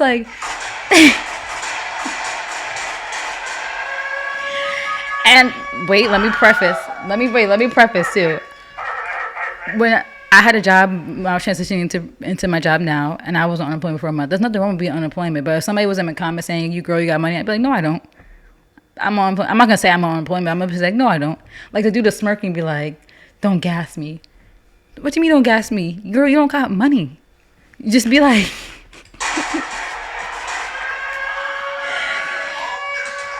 the first $1,000 you ever seen was when you was on unemployment. That's the first time you ever seen 4 figures in your account was those unemployment checks. Don't, because she was she was just buying a whole bunch of stuff. You could tell, it was literally in the midst of the pandemic. She was buying all these sneakers and stuff. You could just tell she was literally just getting that money to be able to do that stuff. And then this guy was oh, you got money, you rich. And she was like, don't gas me. Girl, you're on unemployment. That's the thing I just hate. What is this faking it though? What is it is there not real comfort in sitting here knowing I have thousands and I have money to fall back on and I'm comfortable? Like, why do you guys not want that comfort? Why do you just want people in your comments gassing you up and for you to feel cool? Why do you not actually want to feel cool? Why do you want to? Oh, nah, hold on. Let me hear all these. Like, I be chilling. Nah, let it cook. Like, oh my it's God, that's literally a bar. like, and I got so much more to do in this life, but it's such a comforting feeling for me to come home. Like, we living in like a comfortable place. We're comfortable. Like, financially, I'm comfortable. My rent, I'm like, okay, rent's due. Like, the money's already in my bills account. I took it out when I got paid. Like, I'm comfortable. And like, why do you not want that for yourself? Why do you want to pretend you have money? Like, I just don't get that about our generation. Like, it's just so weird to me because I see through it. Like, every time I'm on Instagram, I laugh. That's why I can't even be on that app, because I know like the reality for these people. I know their credit card debt is probably astronomical. Like, or these people are scamming and selling pics or something. Like, I just know what the real is and why. Like, I just don't understand what it is about people wanting to look like they have money and not actually having it. Because there's a different feeling. There's a different feeling not dreading rent being due. Like, I hate paying rent. Just for the fact that I feel like the money is not going anywhere. That's the only reason I hate it. I don't hate it because I can't afford it. Like, why not just be comfortable? You know? Like, why are you on the internet talking about, don't guess me, when you literally live at home and you don't have money? Like, I don't get it. I don't get it. Could you bought some sneakers? You rich? No, you're not. You didn't even get no lit resale sneakers. You paid $200. You didn't even buy nothing exclusive. You didn't even buy anything that's like lit. And that's just me being mean, but it's just because I just hate when people fake it, and I don't like the person, so that's why I'm being mean. The person I'm talking about. But yeah, like I said, aside from all that, those are her opinions and her mine. Feelings. That's not, I don't, you know. And I be ranting here a lot. I'm sorry, God. I'm really chilling in real life. No, you're not. You're like this in real life too. No, but this podcast is basically your Twitter space. This podcast is really for you, not really for me. This is like the audio version of your Twitter. Don't breathe in my mic. I'm relaxing.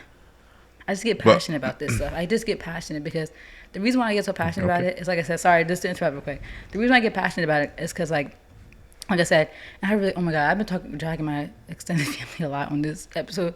I hope they don't watch this. I'm sure they don't. But I just see it. I see the adults, the 50-year-olds, you know, in my family and extended family, like not my immediate family, my extended family, that are struggling. And you know the root of it is bad spending habits. You know the root of it is like, you know, just not allocating your money properly. So I'm concerned for our generation because, like I said, our parents' generation, the 40 and 50-year-old, they didn't grow up on social media feeling like they had to make it look like they have money. We grew up in a society literally now where people don't even want to wear the same outfit twice. Like, that's like the thing now. People think that's like a flex now. Like, they talk about they don't alpha repeat. Girl, you don't alpha repeat, but you live at home. So please, like, this, like, the correlation is just like, it's just not making sense to me. Like, nobody has real assets. Nobody has investment income. Nobody has anything. Nobody's even trying to do those things. They just wanted to make it look like they have money. Like, if I wore Fashion Nova, I could outfit repeat too. But I buy real expensive shit, so I can't. Yeah, like you. No, you mean you? If you wore Fashion Nova, you could have. You won't fashion. No, I said if I wore Fashion Nova, I could outfit repeat too. But because I buy so much expensive shit, I can't outfit repeat. What I mean by that is, no, you mean you other way around. Your stuff is like, you buy stuff of quality, so you do outfit repeat. Yeah, that's what I said. I'm saying if I bought Fashion Nova, because that's if you not a flex. Nova, then yeah, you only wear it outfit like once and then just keep buying. No. I'm saying that these people are buying cheap shit anyway, so it's not a big deal to not wear that $20 top again. Yeah. For me, it's a big deal to not wear that $5,000 sneaker. No, again. yeah, that's what I'm saying. Like, yeah. Like that's the thing. I'm like, and you guys are like, the thing is, people want to be celebrities, so they feel like when they keep buying these, you know, they wait for a new Fashion Nova thing to drop. They feel like they just constantly buying clothes, you know, that they feel like they're on these celebrities level. No, you guys are not. And I can guarantee you, celebrities outfit repeat. They just don't take pictures in the outfits. They go, you know, they're regular people too, right? Like they go out to the stores, they wear stuff that they wore before. They just don't outfit repeat at runway shows or, you know, award shows. Of course not. They're not gonna outfit repeat for that. They don't even usually own those items. Like, you know, those war shows, they usually don't even like own those items. They rent them, or like the designer lets them wear it for the night. They don't bring that home and put it in their closet lots of times. So it's like people want to like there's such this obsession with like looking like you have money. I don't alpha repeat.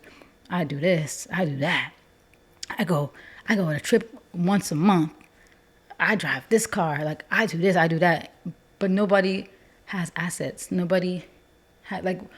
It's like that's why I'm happy that it's becoming cool, I guess, to invest. Like we said this before. As much as I Am Academy was a disaster for our community and it still is because it's still running rampant, at least it put people on to the foreign exchange market. It put people on to trading. It put people on to cryptocurrency. And, you know, a lot of celebrities are getting into cryptocurrency, into NFTs. So I think there's a silver lining in all that, you know? And I think it's a good thing that people are learning about those things and it's becoming cool to invest. But there's still, like, a disconnect with a lot of people. And a lot of people don't even want to do it. They think, like, I don't want to hear about that. And now Forex has a bad name because of I Am Academy. So now people don't even want, you know, which they shouldn't be doing it anyway. But, yeah, that's just, like, I don't know. At the end of the day, it doesn't concern me. Like, I'm good. I'm going to be good. My kids are going to be good. Like, my money is going to be real long. I'm going to touch $1 million just based on investing. So I'm fine. If you guys want to live that lifestyle and pretend you have money and not actually make these things now, because now we're 25. A lot of our peers are turning 26 too. They're older than us. We're the youngins among people that we went to school with and the people who are in my scope on social media. We just turned 25 like in the last 2-3 months. Most of our peers are turning 26. Their 30s is coming up. Honestly, that window to really benefit off compound interest was like 18 to 22, right? Like 18 to 21, 22. Time is ticking. Like, I'm gonna just keep saying all this stuff until my freaking mouth is dry, and it might not connect to people. It might not resonate until they see it. I feel like some people got to see it, you know? Like, they got to see what you've been talking about. And unfortunately, people aren't going to see that for us and for the next 30 years. Yeah, but who cares? No, but because this is what I was saying, where I feel like I'm elitist because I don't care. Like, yeah. With the group of people like we're going to be good. So the group of people that make money, and the reason why I like them so much is because they're never concerned about what other people are doing. But the thing is, people get mad when they're not concerned, but they try. They be like, "Oh, don't tell us to do this." But why? Why? Like, no. But why are people mad that they're not concerned? Because people feel entitled to others' money. Okay. All right, you keep doing nothing. Keep wanting that.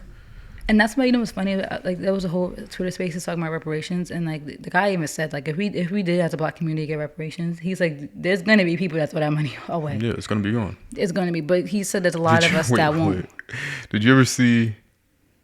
Oh my God! Please tell me, was this a This might have been a. I feel like this was a comedy skit, and I want to say it was Dave Chappelle, but it might not have been. Or somebody made some comedic joke. They were like, if we really got reparations, you see people driving around in Lambos. Oh, Dave Chappelle? Did Dave Chappelle say that? Right. It was that somebody. Remember that skit though? Like they when they were getting reparations? It was something like that. Or like they hit the lottery or something like that. It was in the Chappelle show, yeah. And there was like this poor people around, whatever. Yeah. No. Whipping Lambos. That's why, like, honestly, I really do want reparations for the Black community, the foundational Black Americans, the people who've been here for generations, not the people who came here voluntarily. I'm forbidding you from getting into your Black bag because I do have a question for you. I'm really getting into my, let you guys know I'm really getting into my. No, don't talk to them. Talk to me. American descendants of slavery, foundational Black American groups, because I'm very passionate about being a foundational Black American who actually built this country, and my people who are also foundational Black Americans should be the only ones benefiting off the backs of our ancestors. So, and I'm all open for immigration. I am, but I just feel like it's crazy. Like a lot of like people come here and like they do take the programs that were like created for like the people who actually suffered in this country. I said don't get into it.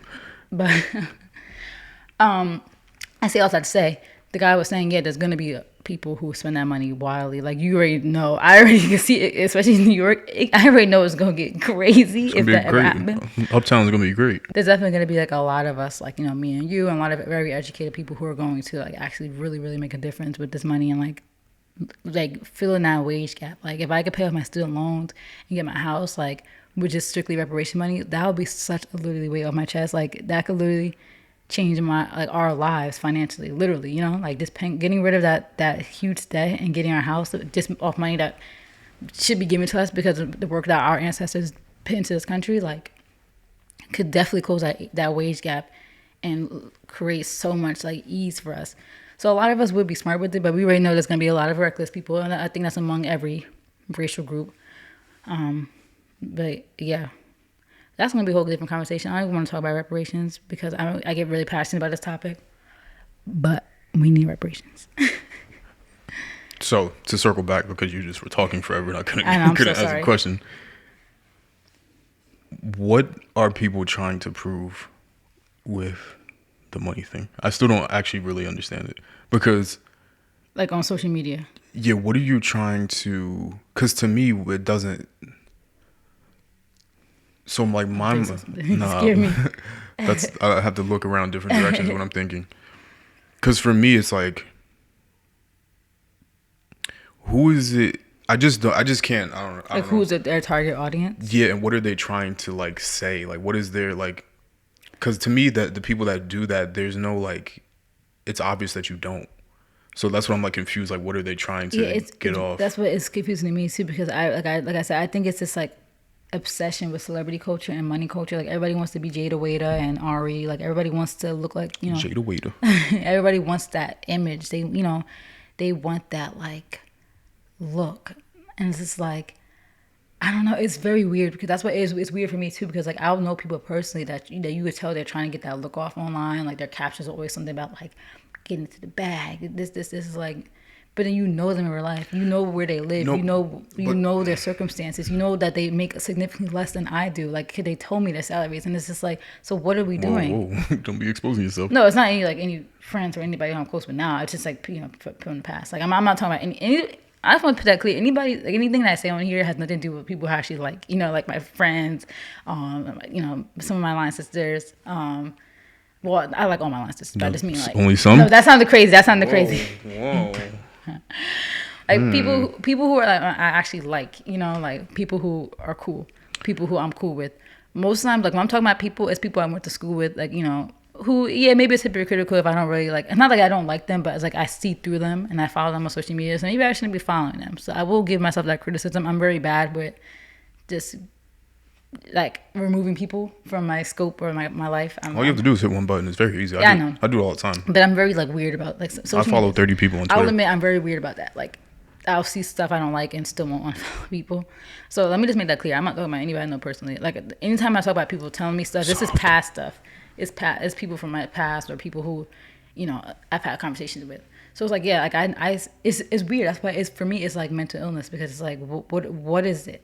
What are we doing here? Because my only thing is like, there's only like and maybe people don't understand this.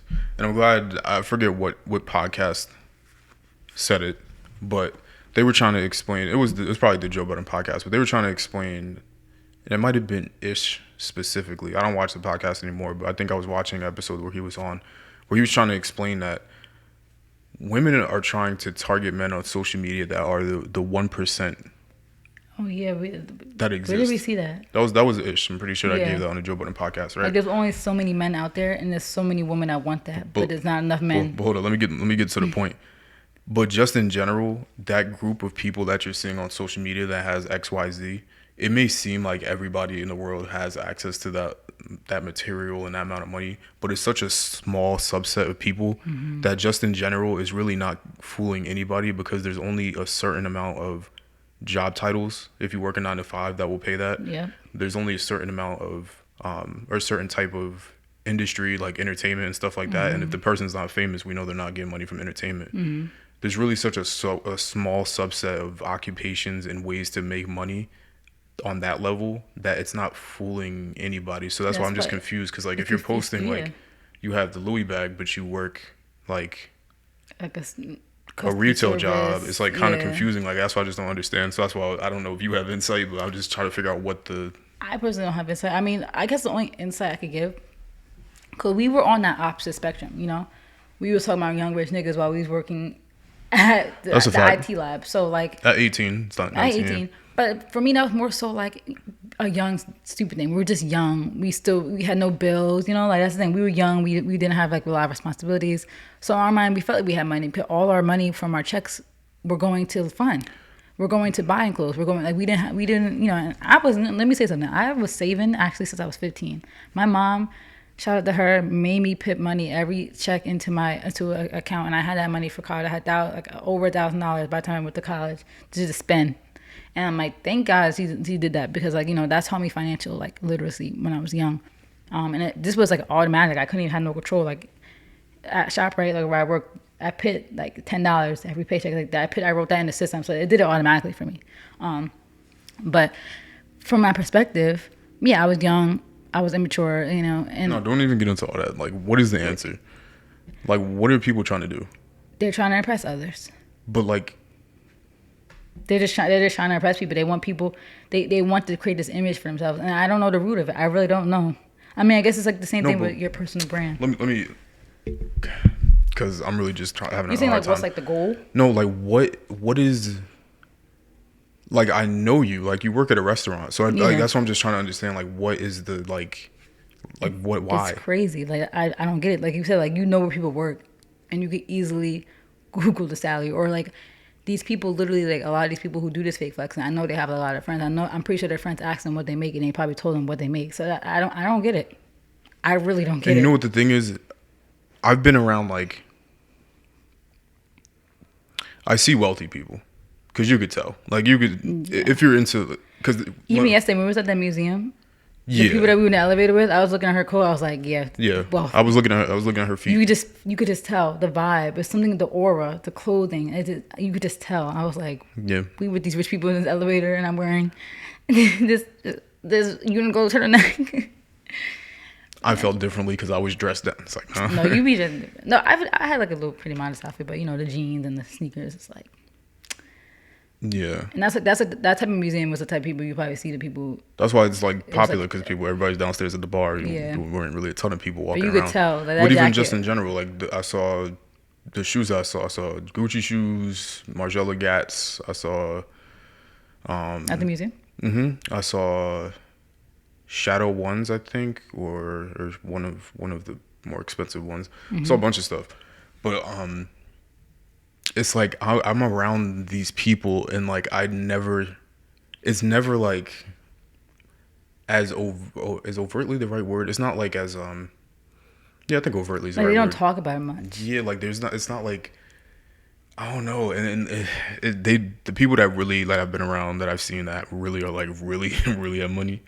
Like, they never really act like they have money, but everybody that doesn't have money acts like they have money. And there are a group of people that have money that for sure, make it known. Like, some people are just very, you know, they love the fact that they're rich, and that's cool. And for me, I have 2 points. Hold up. So the other one is,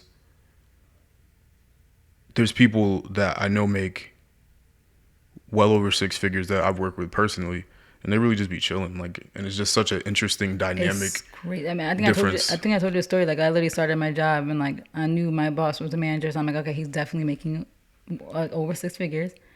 And he was like, here I came. It was like 2019. And here I am with my iPhone XS Max, and he pulls out his phone. He has like a 7 or 8.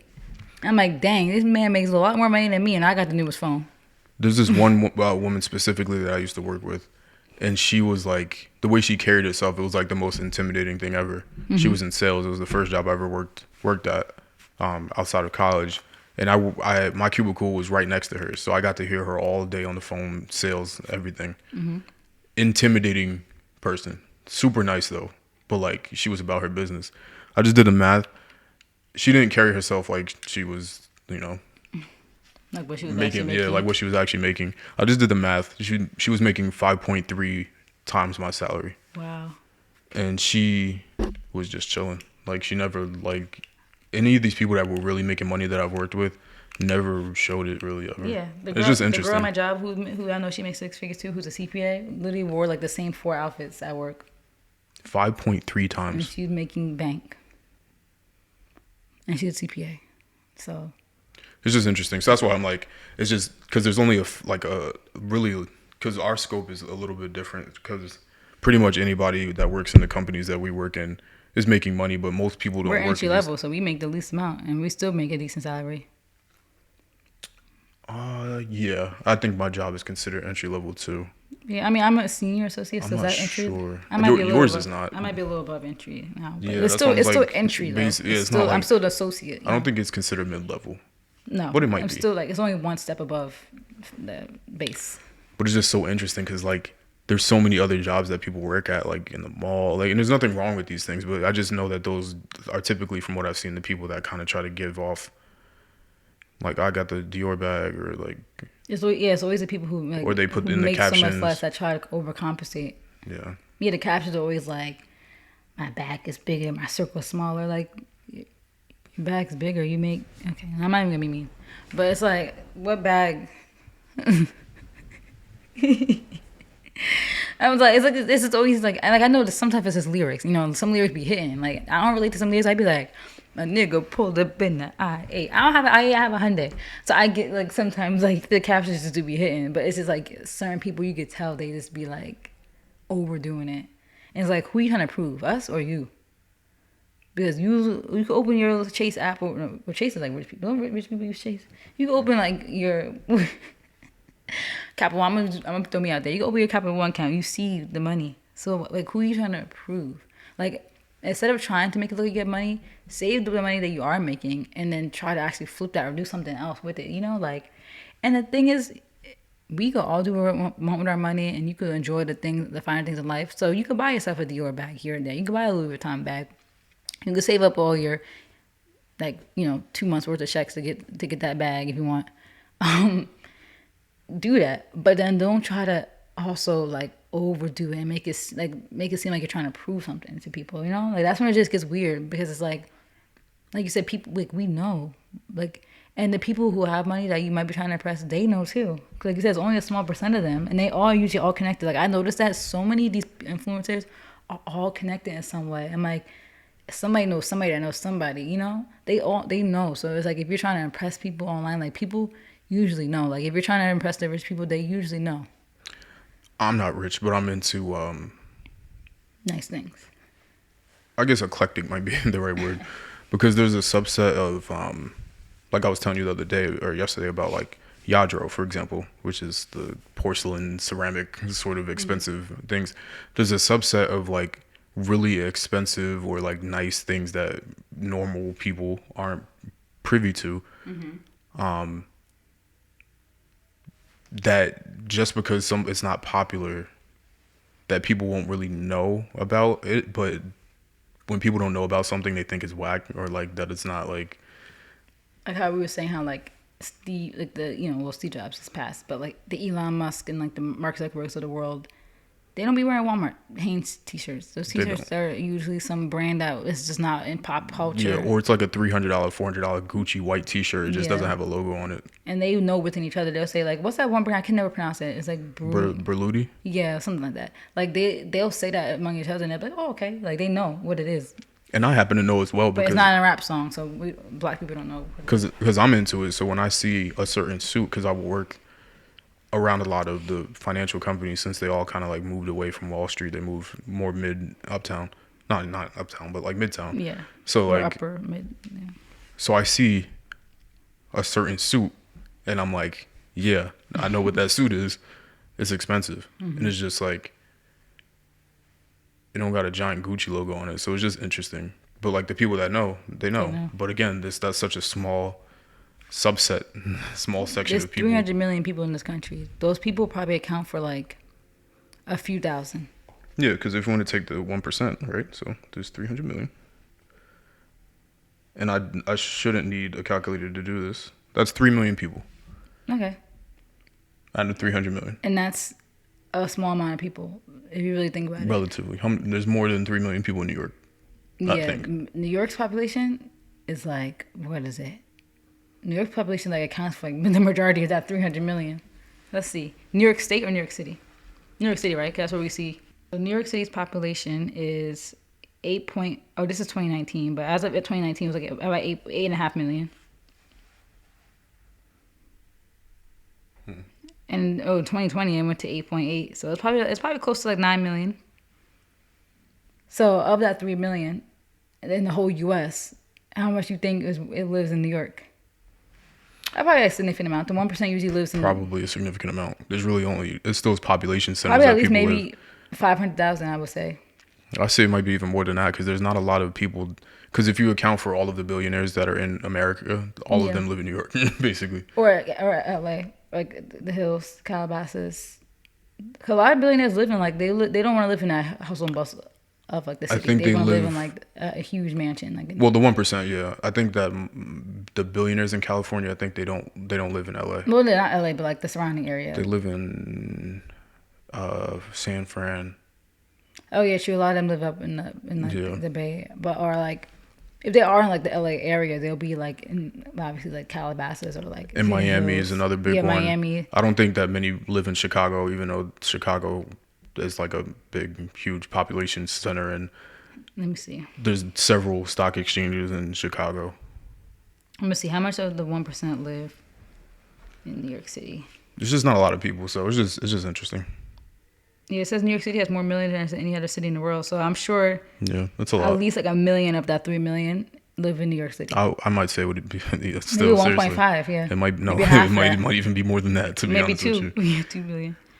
seriously, it's not the financial center of the world. Yeah, For I a keep reason. forgetting like the Upper East Side exists and it's quiet over there. It's not Yeah. necessarily the hustle And bustle. everybody up there has you have Go- to. You're required to have They money. all like I don't know if you get that vibe. They like walk slow and they just Chilling like the dogs they have. yeah, the dog. I'm like, and then It's the just a kids run certain around with flex. these peacoats. I'm like, ooh, It's just a certain flex. Like the knife set that they have is made of sterling silver, diamond encrusted. Like that's the type of stuff that's like you can't fool anybody by posting the Gucci shirt that you spent a whole check on. Yeah. When people are living like that, where even the most minor thing that they purchase is something that's like expensive. Yeah. So it's like it's not like fooling That's anybody. It's that's not why fooling to me. the core, I And I don't even have truly money. don't understand it. Yeah, That's what I'm saying. I don't that's the thing. Like, understand it. 'cause that's why for me, like, that's Because why look where I you get- no hold on, sorry. I No, don't you mean to go. cut you No, off. I was talking a lot, so you go ahead. Look at where you live. Look at what you drive. Look at all the other things about your life aside from that Gucci shirt, and you can't fool anybody. Like your friends might gas you up just because they're cool with you and they're trying to be nice, but in reality, everybody knows that like if you're spending all this money on designers, like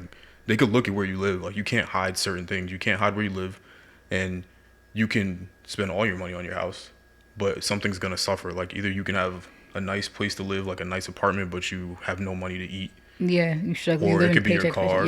Yeah, your car's nice, but your house is a Or mess. you have a lot of really nice shoes, but you don't have a nice house. Like something's gonna give when you don't have the money. So it's just confusing when people try to do that. And the people who actually have money aren't lacking in anywhere. They're not saying, "Oh, well, That part. yeah, like yeah, okay, I bought a designer, but my house is like this." Like, no, they're not saying that. They're affording the nice house for themselves too. They're affording a nice luxury apartment that they want.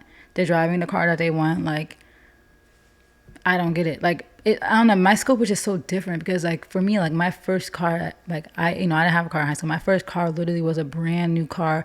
Well, it's not real leather, but like what's that leather that they put in those cars? Leather wrap. Like, but it's a nice car, honeycomb grills, like heated seats, heating steering wheel, and like for me, it didn't feel like much to do because like I saved $500 a paycheck, and I had myself a car. I got I saved up like maybe $6,000. They put down in my car. I'm in a 6-year contract, and it's half over.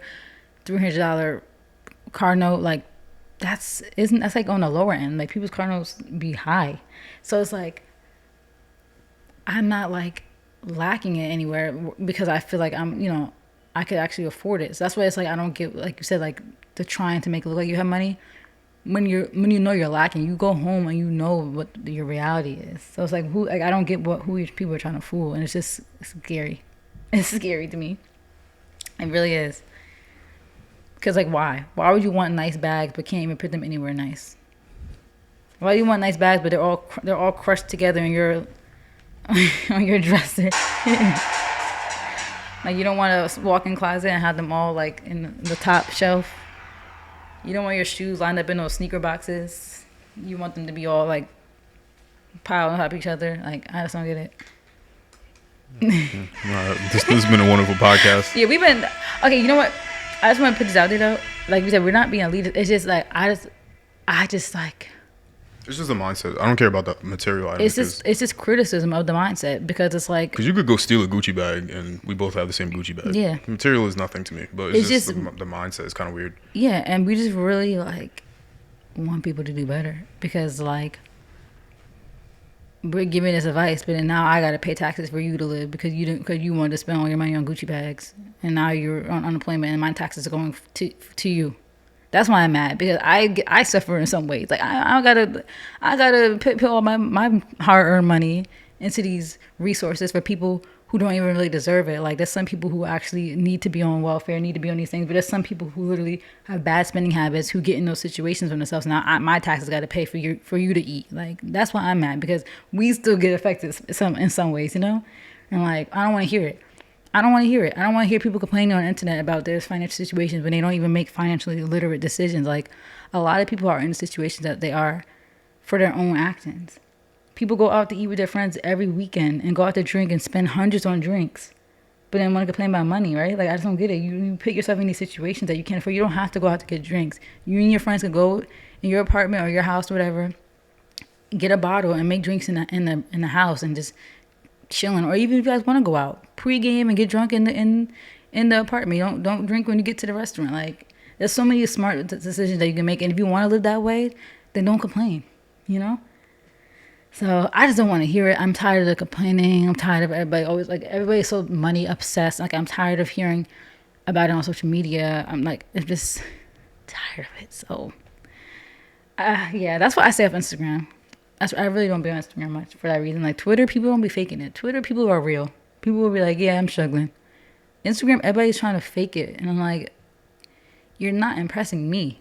If I don't know if I'm not your target audience, you might be trying to impress people who make less than you, or people who are still in school. I don't know who people are trying to impress, but it's not impressing me. I'm just gonna say that right there. It's not impressing me. So because we don't make like a whole lot of money, but we're still in such a small percentage of people salary wise our age group. So it's like, and I see the way we live, and so when I be seeing other people, I'm like, I just not. I'm not believing it, because you guys are not even literally in the same type of career. So it's just like, yeah. Did your necklace break? Oh, it was covered. All right, guys. This has been the A Couple of Things podcast, where we talked about one thing, and that's money. No, we get to the bag. We rolled into it, but we mostly talked about money. Shut up. We're talking about money. We started with Cuomo. This is a lecture. Okay, this is a lecture. This is tough love. This is not a lecture. I was talking to you. I wasn't talking. You'd like to talk to them. I like to talk to you. Yeah. I'm not talking to anybody. I'm just talking. And I'm saying this from a place where like I said, I was pretty financially literate always, because my mom helped me out and told me what the things to do. But I needed that toughness from you. I'm not like I'm some perfect person, and I was always good with spending money. I'm perfect. Listen, I'm perfect. I'm rich. So, no. I made some dumb mistakes too. But something that he made me do is literally start investing in my index fund since I was like 22 years old. Like I'm trying to get that compound interest. So as much as like it's annoying to put $200 every month into a fund, I want to be a millionaire between my index fund and between my Roth 401k that I don't even know.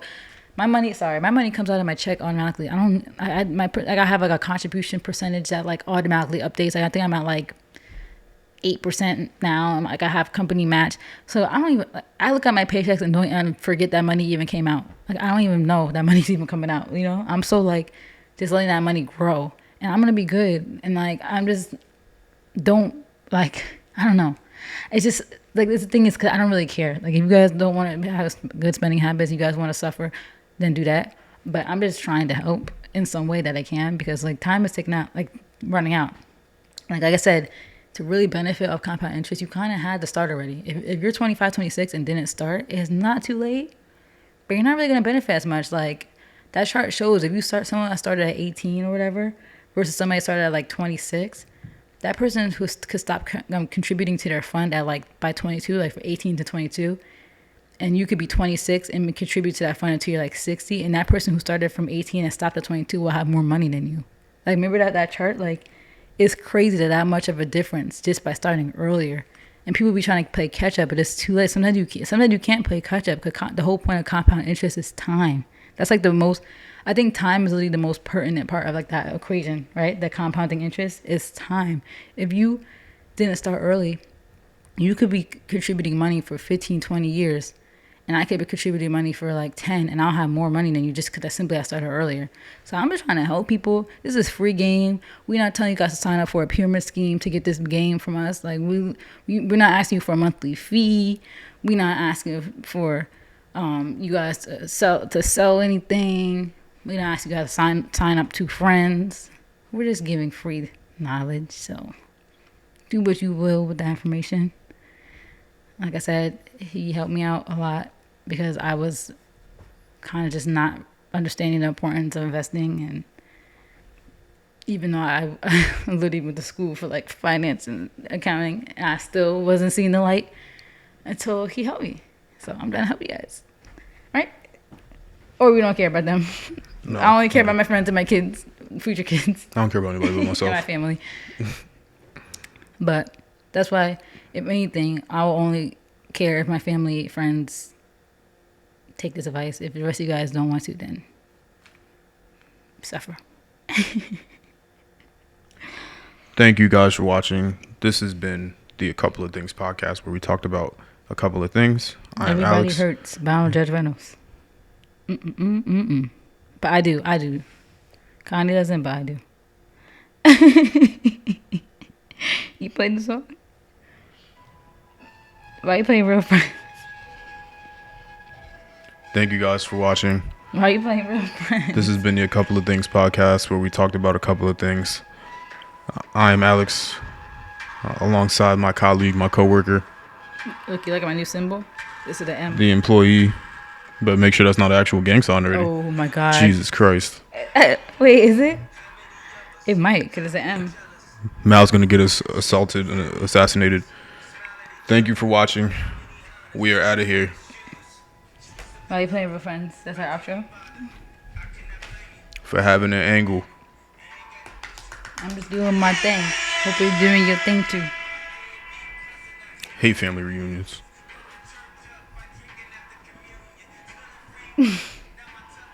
What is that? I try to hit the buddy. I try to hit the hip roll. We out. We all came from the bottom.